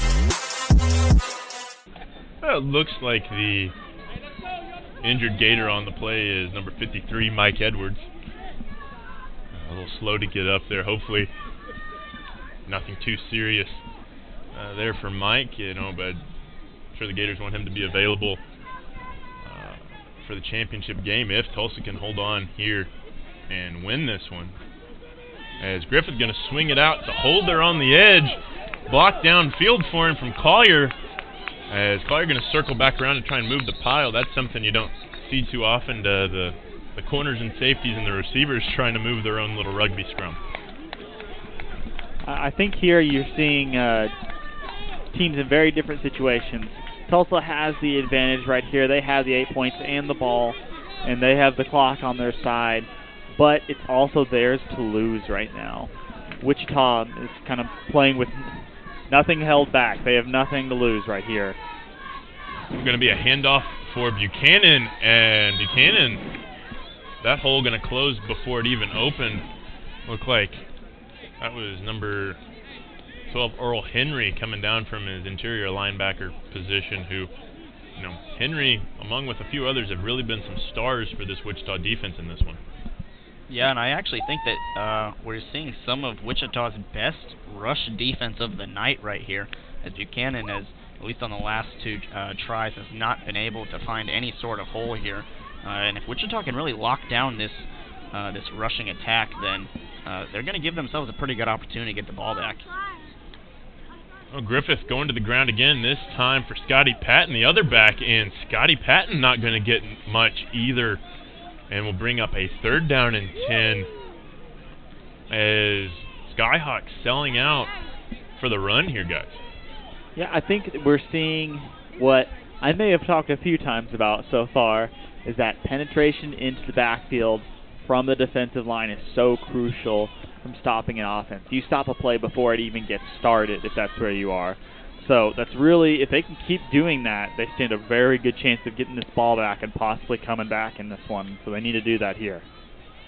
Well, a crucial 3rd down and 9 with a little under 5 minutes to go in the game. Wichita playing for the season right now. Fumbled snap. The ball's on the ground. Wichita going to recover. Not the moment for a mistake. And 52, Erwin Mike coming out of there with the football. And it is stunned faces on the Tulsa sideline as just a miscommunication between Griffith and Buchanan in the backfield. Going to give this football back to the team that's down and has the momentum firmly on their side. Yeah, it's honestly one of the first real missteps we've seen from this offense here today. Sure, they haven't maybe looked as explosive as we've seen in the past, but they've still played really smart football and really technically perfect football. But that missed snap there could not have come at a worse time for this Gator offense. And boy, if you're Wichita, the adrenaline's got to be pumping. You've got a shot now. Yeah, so I think it's also really important for them to come out really composed here. can't let that get the better of you. Well, Langford going to hand it off on first down to starting running back Cephas Jefferson. And that's going to go nowhere. Chaz, if you're the coach here, if you're Darryl Nave, where are you going? What are you trying to do to get tied up in this football game? It's a really good question. I was thinking about that just a second myself. I think that you don't want to be too conservative because you still got to move the ball like it's a really stout defense, but you really don't want to give it away. So I think you might go back to what's worked before. The only thing is they don't have a long field, and that's been mainly what's worked for them here. So he's going to have to be creative. Well, we play on after the Jefferson run on first down. Langford going to the air, has time. One for the end zone. Ooh, and that one going to be in and out of Omar Martin's hands. There was the touchdown to try and tie this one back up, folks. But Martin just could not bring it in. Boy, an excellent play there by Langford. You can see he did the shoulder fake there to get the defensive back turned around. And Omar just with fantastic speed, able to create some distance, and just not able to bring that one in. And Chaz, exactly what you were just saying, you've got to be composed, and I know it's really tough in a situation like this. There's a lot of pressure to bring in that football, and he just wasn't able to take it home. That could have been a case there, Drew, of just seeing the end zone before you have the ball quite yet. Well, Langford going to try again here on 3rd down and 10. Breaks a couple of tackles trying to get to the first down marker and then some. Wichita plays on 1st down and 10 after Langford pulls a bit of a Houdini act and evades about a handful of Gators to move those sticks. Yeah, Steven, that might be what it comes down to for their offense right here, because in really trying times, you do have to lean on your big players. So they might really lean on him right here. I'm not sure if we'll see many more deep passes. We'll probably see some, but I wouldn't be surprised to see a few more of those scrambles from Langford. Well, as we near the 3-minute mark to go, win or go home, win and go to the championship game in Oklahoma City, win and be in the last championship game of this league. It is all to play for here in Broken Arrow. Is Langford going to drop back the pass, heaves one to the end zone for Jovelette, and will be incomplete. Jovelette Jr. looking for a flag there. Might have been a little contact, but the officials will allow it and will play on. Nope, looks like a flag by the line of scrimmage, and going to be a hold on Wichita. A crucial mistake here. Yeah, that is definitely not what you wanted here. This is not only do you never want a penalty, but you definitely don't want it on the way into the end zone of the most important drive in the entire game. Can really stop momentum here. So we'll have to see how they come back to this. Yeah, and you can see Gary Jolivet just doing such a good job so far this game that Tulsa's gone to double coverage on him. They're not going to let him beat them. Well, draw play here, and it's a big draw play. A lot of green grass in front of Cephas Jefferson, and Cephas Jefferson going to be down at the 1-yard line or the 2-yard line as Wichita has a chance to tie this one up in a couple of plays here, guys. Well, this will be interesting to see what you do as the Tulsa defense. I think you're probably assuming they're going to score. They don't have hardly any distance to go. They have 4 downs to do it. And it's going to be a pass here for Langford. Corner of the end zone, caught, touchdown, Jolivet Jr. This one is a 2-point game here in Nine Heights, folks. Wow, and what an incredible drive by Wichita there. The draw play on the last play completely caught Tulsa off guard. And then on this play, great job of Langford buying time with his feet and giving Jolivet a chance to get open in the end zone. We'll take another look here at this draw. Excuse me, this is going to be the pass here. Sets up this drive at the incompletion to Martin. And then we'll take a look at the draw here on this next one. That just goes all the way down. Big play, though, here on the field. Such an important play right here. This is the whole game right here. This is a season on the line for Wichita and Tulsa. And we're going to have a timeout, I believe, just in time, as Tulsa going to take the timeout. Their last of the game, as the flag came in just at the same time as the timeout, but we'll stay here. Well, I guess that is a good indicator that Tulsa's thinking that they can get a stop here, or at least they're confident in their offense. Yeah, Stephen, and you mentioned it earlier. This is another one of those situations where you want to see how Wichita lines up for this two-point conversion, and then you want a chance to discuss it and come out with your own game plan, with what you want to do on the defensive side of the ball. I mean, I'm going to say it again. I don't think you can let Jolivet beat you. He's been the one that's beaten you every single time if you're the Tulsa defense. So look for them to really attack him. Yeah, on that same vein, I wouldn't be surprised to see maybe 6, could be even 7 guys. We might see a bit of a grit split here. Yeah, that definitely we've seen a lot from Tulsa when they're on their most crucial plays on the defense. They always err on the side of the blitz. And of course, important to mention this game.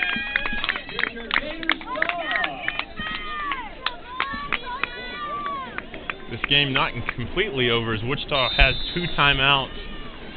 Tulsa doesn't have any as they're doing the Gator stomp here in Nine Heights Park.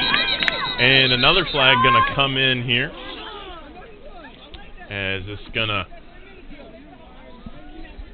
delay the action here a little bit.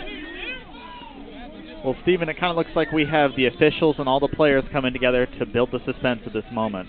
And again, an illegal substitution on the Gators. Again, trying to sneak that 12th guy out there to really help on this point after try. Hasn't worked yet, but it doesn't mean they're not going to keep trying. And that'll move them from the 3-yard line to the 1.5-yard line. Makes it a little bit easier. And of course, Wichita not going under center here. Going to operate from the shotgun. High snap. Langford going to keep. Langford's into the end zone. This game tied up at 28 apiece with 2.5 to go. Wichita has come back and tied it up. 16 unanswered points in this one. We will take a commercial break. Right after we look at this conversion once again, Langford again on the quarterback option. Boy, and this is just excellent poise here by Langford here. You've got to know that the defense is coming right at your throat, and he fakes the handoff, finds his hole, and that is clutch football right there. Clutch indeed. We will step away. Our score knotted up at 28 apiece with 2.5 to go. Do not go anywhere, folks.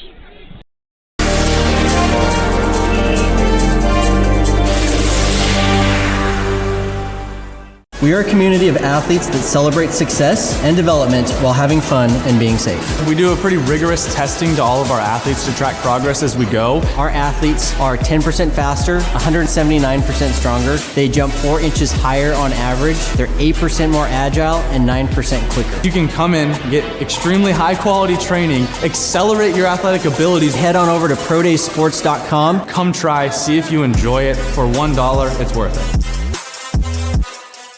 Well, welcome back, and we have a game once more. It is knotted up just like the end of the first quarter, 28-28, with a chance at the championship on the line or an end to a season. You can't write a better script for a game here, guys. Yeah, I have to admit, I did not see this coming. Well, at the beginning of the game, I didn't see it coming, but also when we got to where they were a full 16 down, or 12 down, I did not see this coming. Yeah, and you just got to give so much credit to Wichita. They were down 16 at the start of the fourth quarter, and it just felt like the momentum was... And a big mistake on the kickoff, very uncharacteristic for the Gators. As Kevin Ebbett going to have trouble with the kickoff return. Looks like he stepped out of bounds at his own 8-yard line here, guys. Looks like maybe the 7. Yeah, and that's one of those that you just got to know to let that one bounce out of bounds. You take it at the 35-yard line, and you can understand Abbott's aggression, wanting to get something going, but you got to be smart there and just let that one bounce out of bounds. And what a gift you've been given if you're a Wichita fan right there. Now, that's not to say that we've seen this Gator offense go this far in a matter of moments. So it's definitely not a foregone conclusion that this drive will not get there. No, it isn't. But you can definitely tell on this Wichita defense that they've gained some confidence. They've had a couple big stops, and the momentum has definitely completely changed sides in the last 10 minutes or so. And I think you can see that most by looking at both teams' sidelines. Wichita up, jumping around in a very stoic sideline over here for the guys in green. But Griffith's going to drop back to pass on first down. Got the screen set up, but not much for Buchanan there on the screen. Will make it a 2nd down and 6. It's also trying to mix things up here on the last drive. Buchanan was not able to run the ball very well, so trying something a little different with the screen pass there. Might have gotten a couple of yards, but if the run game isn't working, then this Tulsa offense is in a little bit more of a pickle. Well, we're under 2 minutes to go in the game. Again, tied at 28 apiece. Griffith looking to the air, has Winston Holder. Holder's got some space, but will be brought down by a couple of Skyhawks. Wichita bending but not breaking just yet. Yeah, minute 42 to go. Might see them go a little bit up-tempo here. And, of course, Tulsa, no timeouts, so they're going to have to do this in a hurry. Yeah, you might start seeing some plays definitely towards the outside in an effort to get out of bounds once they gain the yards. Well, Griffith throwing the ball once more. Heaves it across the middle of the field, and that one in and out of the hands. Going down the field there. Had Samory Collier, I believe that is number 17. Collier just couldn't bring that one home, but that could have been the game winner there. Yeah, and that's kind of a surprise for us to see Collier, normally very sure-handed, dropping a pretty clear pass right there. So, big mistake, you hope, wasn't their only chance. We saw Omar Martin on the other side of the ball drop one as well, so gotta come back. Well, they're going to go out to the boundary for Danny Knighton, and Knighton going to be met immediately. Looks like that is 22, Wendell Jones. No, excuse me, 21, Devontae Blake coming down and reading that screen. And, guys, this is a 3rd down and 10 all of a sudden with a minute to go. Yeah, I think if you're Wichita right here, you might start considering using one of those 2 timeouts. Save some time for them to possibly win this. Exactly, yeah. They might go for it here. It's all has to be preceded though by this stop. Well, it looks like there's a flag on the play.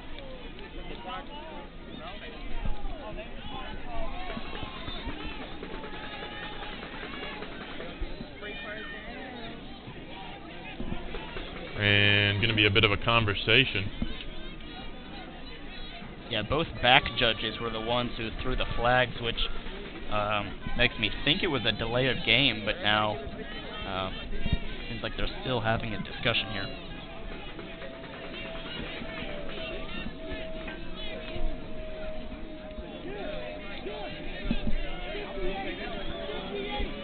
Well, that's definitely. Oh, no, they're just going to wave it off here. Just to, I build the suspense of this one a little bit. Give everyone a breather. 46 seconds left in this one. Our score tied. Championship game on the line. You can't ask for more from a football game.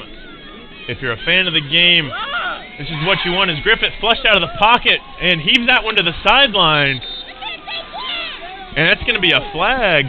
Intentional grounding, I believe, is going to be what that one is. I don't know if that one got back to the line of scrimmage or not.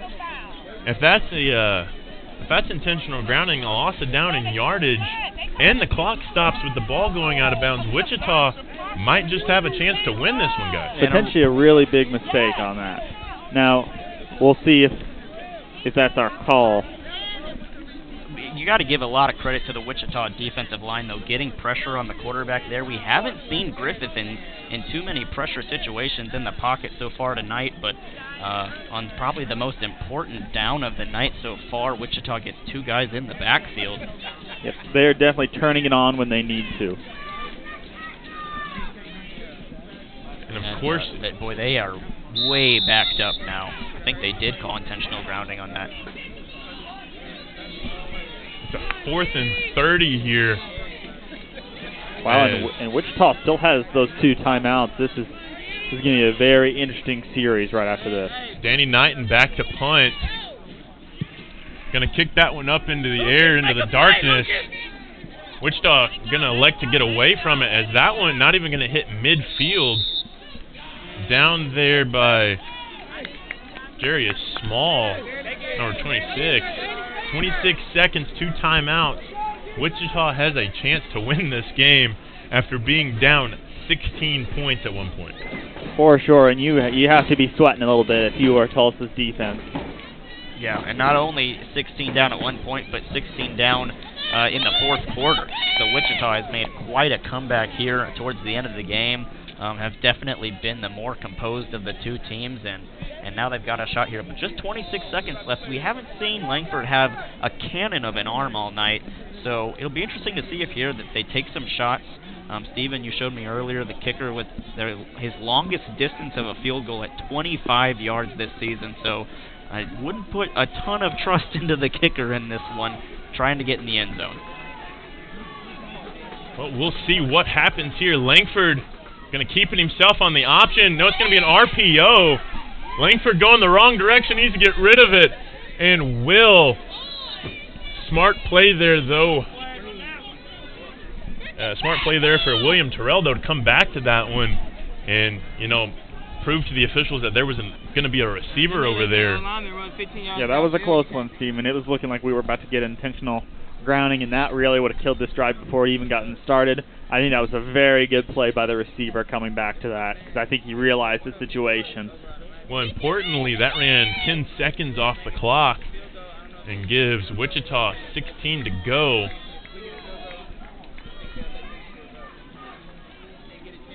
We'll have to see if this is a straight Hail Mary situation or if you try to get most of it right here. Of course, they have the 2 timeouts.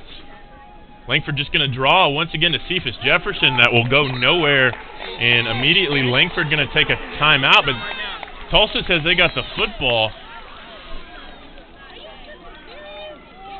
But looks like it's going to stay with Wichita. Interesting they're going to have to use one of their timeouts. As we have an injured Skyhawk as well, as that 16 seconds was halved into 8 seconds. Just enough time for maybe a hook and ladder or see how far you can throw it. As Jefferson looks to be shaken up. And we've seen Jefferson throw some pretty deep passes here. None I don't think quite this deep, especially in the air. But who's to say he can't quite get it that deep on one? Might be a bit of a crow hop here, though. I'm not sure if he can get it there just straight. What we will have to see is Wichita going to take all the time they can to think things over. As, of course, if Wichita cannot get points on the scoreboard here, we will be headed to free football after this. And important to note, the rules are high school rules for overtime here in the Fort State League. As I think both sides now kind of on pins and needles. Kind of the energy's been taken out of this one a little bit. The anxiousness is on both sides, as Wichita going to play their 2 safeties back at the 25. Looks like they're going to put 0 J.R. Moore and 24 Ramon Bonner well deep, as it might not matter looked like potentially Wichita might have been going into the victory formation or just to take a knee to play for overtime, but no. Langford going to try and see how far he can heave it. And Langford just going to take off on his own. Not near enough. 1 second left on the clock. Are they going to get the timeout in? I don't know, Steven. It looks like they might have gotten it in with one. Yeah, you could definitely see the Wichita sideline throwing up the signal for a timeout. It looked like there was 1 second on the clock, but it's going to be up to the officials to say if they got it in time. With 1 second on the clock, and if that's what happens. That's exactly what the ref is. He's pointing at a 1. 1 lonely second on the clock. At the 29-yard line. So this would be a 46-yard field goal, so I don't think that is in range. They're probably going to have to go to the end zone. But we saw this same similar situation at the end of the half where this sort of down and this sort of field position, Langford was able to get the ball to the end zone in their chest. Yeah, I think he definitely stands a chance of throwing it this far. We were kind of tentative on this last one, but we know for sure he can throw this far, so I think that's probably what we're about to see here is just everybody get to the end zone. Well, Langford's going to have trips in the formation as the clock will hit zeros. Langford going to heave one for the heavens, and Datrian Evans will call him the intended receiver. And I think one official's waving it off. There is a flag down. A little bit of controversy if this is a pass interference in the end zone. This could change the whole game. And it looked like the tight end Evans was cut off from having any chance at that football, but the ball was overthrown, so the argument could be made that it was uncatchable. But if the referees decide to make the call, and now it looks like they are pulling it off, so we're headed to overtime. Yeah, it looks like they're going to wave it off. We are headed to overtime, tied at 28 apiece. You can't ask for anything more in a semifinal matchup for a chance for a championship on the line. We will take a commercial break and bring you the first overtime when we return.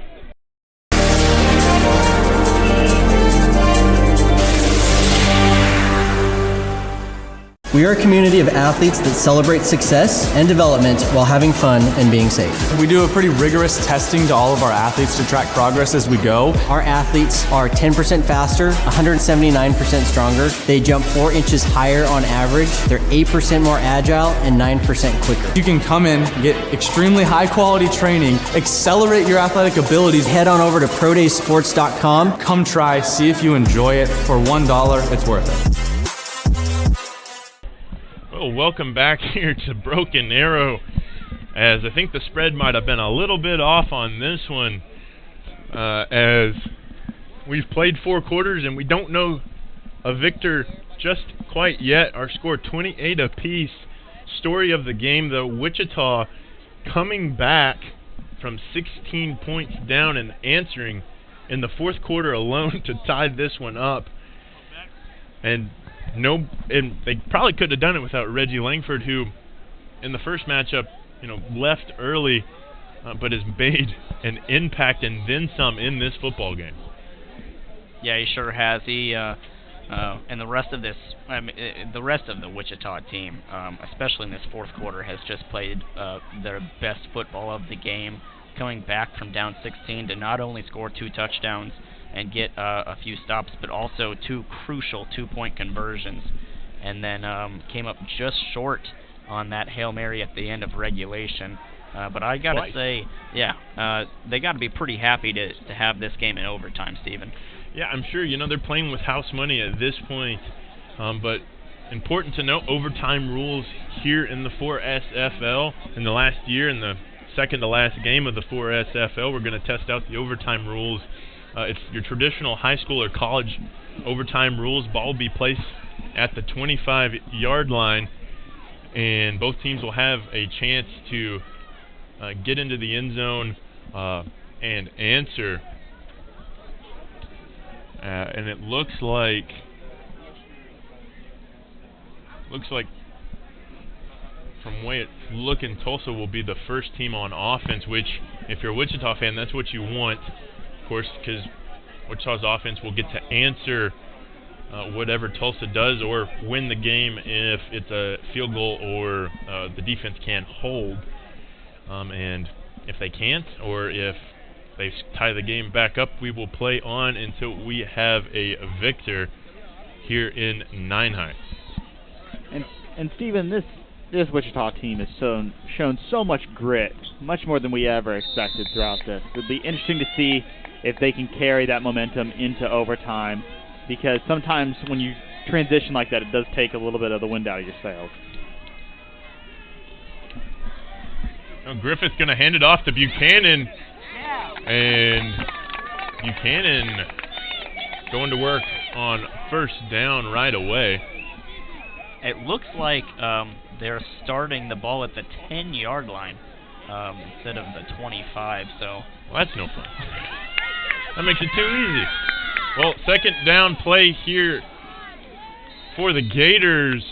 Buchanan fighting to get into the end zone will be 2 yards short, and will bring up a third down and goal to go. Of course,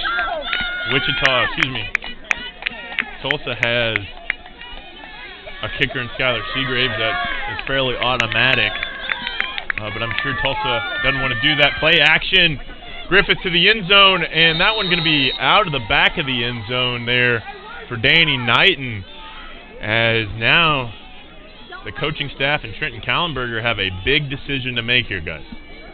You're right, Stephen. I think even on that play, we had a lot of fans and Tulsa players wanting a flag on that one. We had maybe some pushing. And no, it was out of bounds. It was far beyond a catchable ball, but we had some argument there. And looks like, in fact, Tulsa going to take a timeout here in the overtime period. I believe both teams allotted 2 timeouts. We'll stay here, though. Guys, we'll put you in Trenton Kallenberger's shoes here for a moment. I'll hear from you first.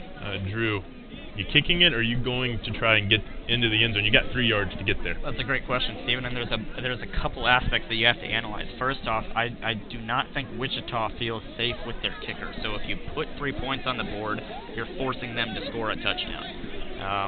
Either way, you're really forcing them to score a touchdown.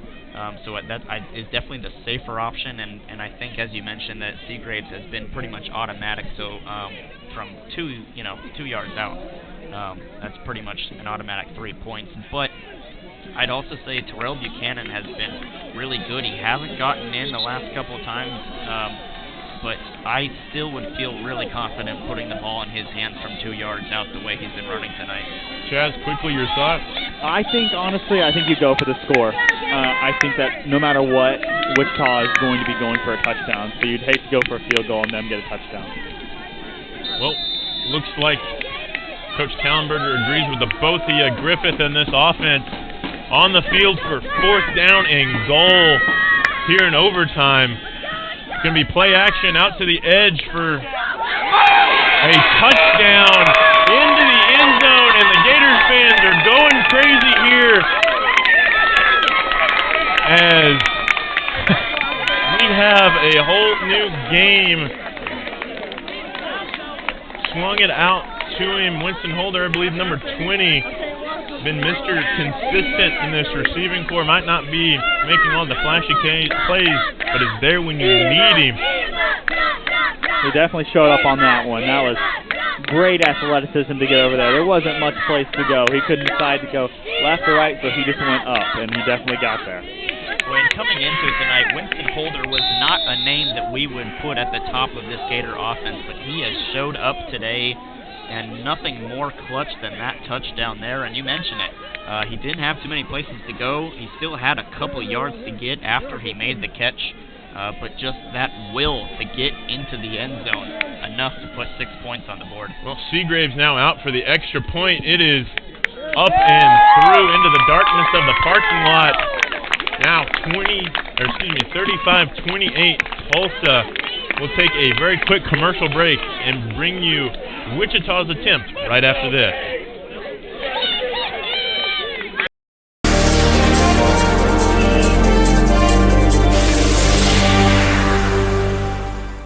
The food truck. A full custom menu for your wedding, party, or any other event. Let us bring the party to you. We serve a wide selection of cuisines, from Latin heat to Southern sizzle, made fresh and on site. Let your taste buds savor all the flavor the food truck has to offer. The food truck. Catering by the IDK Cafe. The food truck. Bringing catering to you.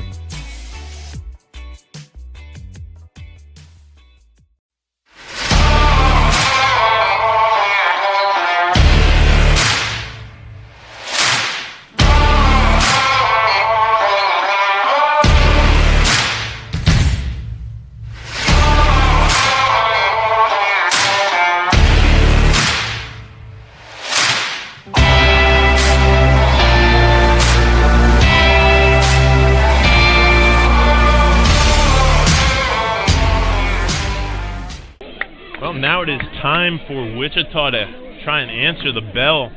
While we were away, I was looking at Winston Holder's stats from the previous encounter between these two, and like you said, Drew, not a guy whose name gets called a lot, had 3 receptions for 7 yards.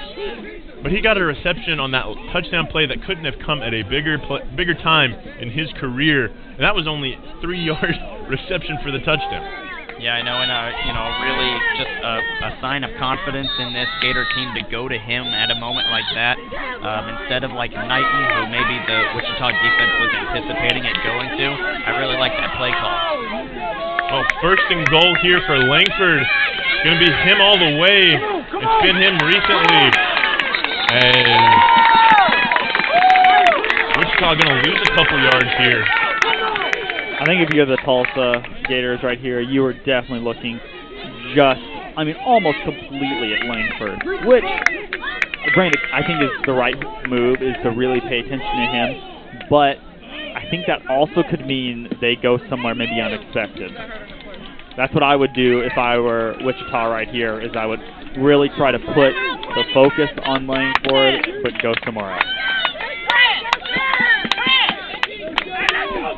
Second down and goal after an unsuccessful run here for Langford. Wichita has to score to stay in this one. Play action pass, Langford end zone, intercepted. That's going to be the ball game. This one is all but over. Tulsa's headed to the championship game, folks. Your final score, 35-28. Tulsa holds on from Wichita's rally and will get a date with the Oklahoma Bears at a shot at redemption next Saturday in Oklahoma City. Guys, you guys couldn't ask for a better game to end our coverage here on the Southern Sports Network. No, you sure couldn't. And boy, what just one more clutch play by these corners on Tulsa. One more interception to finish it. And that was a heck of a finish here at Nienhuis Park. Yeah, and Kevin Abbott just really stepping up there and making a big, big play. And he's not always the name we call on every single play, but yet again, he came in and shows their depth. He came up big when they needed it. Well, Tulsa will survive and advance. We will step away and recollect our thoughts and give you some final thoughts here. From Nienhuis Park, our final score, Tulsa 35, Wichita a valiant 28. We will have more when we return. Today's game is brought to you in part by T-Lake Apparel Company, specializing in sport uniforms and accessories, custom orders to fit your needs and budget. From youth leagues to professional sports, call T-Lake at 580-977-6452. And by Champion Custom Jewelry. Trust a company that can provide quality at a great look to fit your budget. Trust Champion Custom Jewelry. Contact them at 580-977-6452 or on Facebook at Champion Custom Jewelry. Some might say I'm an ideas guy. I'd like to think of myself more as a doer.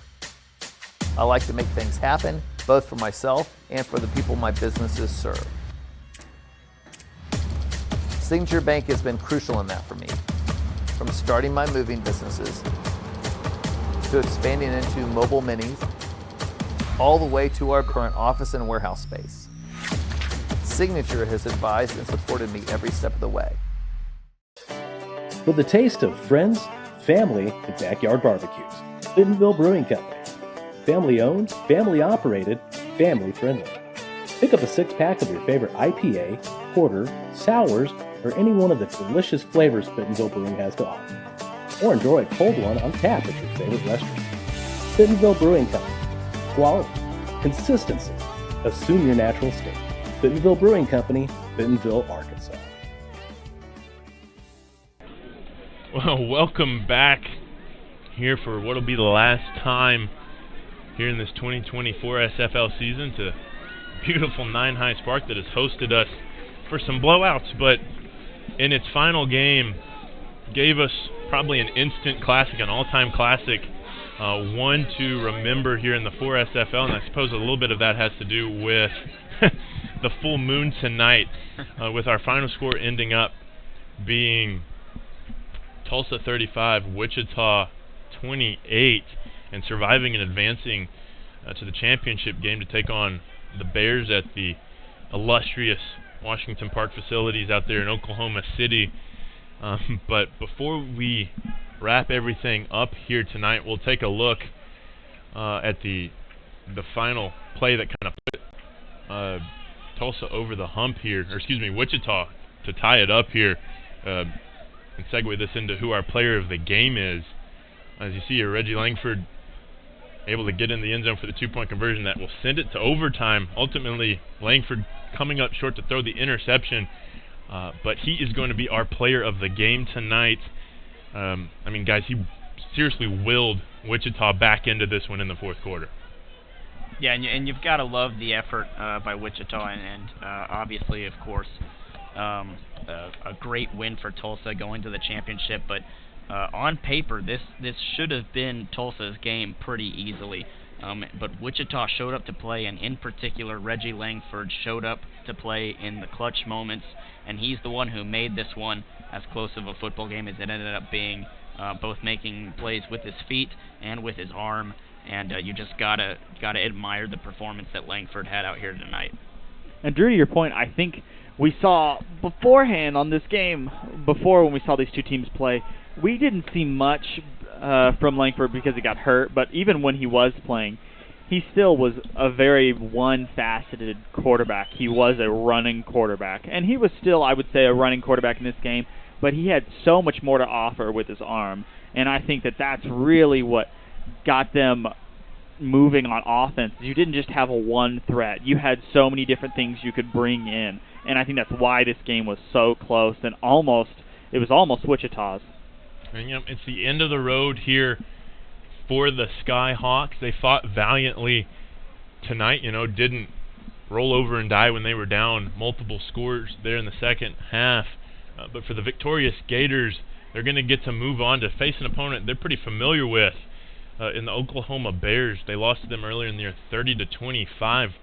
That game ended in a little bit of controversy, though, with officials and timeouts and time remaining in the game that could have gave Tulsa the opportunity to win that football game. So I'm sure there's going to be no love lost between those two next week. Yeah, a little bit of a revenge quest for Tulsa, getting another chance to play Oklahoma. And as you mentioned, such a tight game last time that could have gone either way, and so I'm sure Tulsa's very glad for the opportunity for some vengeance.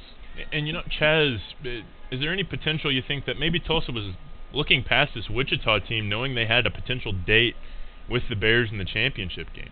I think that's definitely a possibility. And we've seen that with some of their games already up to this point. Even in the playoffs, we've seen them kind of have blowouts. And this one didn't shape up to be a blowout, but for a minute there it looked like it could have been. And maybe we saw them start to branch out from their normal playbook and do different things. And that almost spelled disaster for them here. So that's something I think they have to really look forward to next week. They do have a lot more film to work with. They've done different things. And they have seen themselves in a rough game, a hard game. So they have to feel a little more confident in their abilities. But they know they can't underestimate their opponents again. Well, before we finally wrap things up here from Broken Arrow, a couple of housekeeping items. Earlier today, the crew and all of us went to All-Star Sports in Broken Arrow here to play some mini golf, and the scores I've said to the two leaders were our own Chris Dodson, who was doing yeoman's work with one wrist tonight, producing and directing for us, and also giving us our picks and being the CEO of the Southern Sports Network, but also our own Chaz Turner here to my right, and I've yet to tell them the scores. Chris Dodson, you shot through 10 holes, a 24. Chaz Turner, you shot a 23. Heck yeah, let's go. And you are not the father. Heck yeah. Well, that will do it for us for our coverage of the 4SFL this year. It's been some ups, some downs, some great games, some blowouts, but we appreciate the Tulsa Gators letting us come out to their facility and broadcast their games. But if you enjoyed the three amigos up here in the press box tonight, Chaz, Drew, and I will be back in a couple of weeks to bring you high school football action in the 4A1 across the state line in the natural state of Arkansas, where we will get started on August 28th, hopefully, barring anything that AAA over there says about the season. If not, we'll keep you updated on our social medias. Search for us at the Southern Sports Network on Instagram, Facebook, and Twitter. And for Drew Watsky, Chaz Turner, and the rest of the Southern Sports Network crew, I'm Stephen Blackiston. Have a safe and sound night, and we will see you later this fall.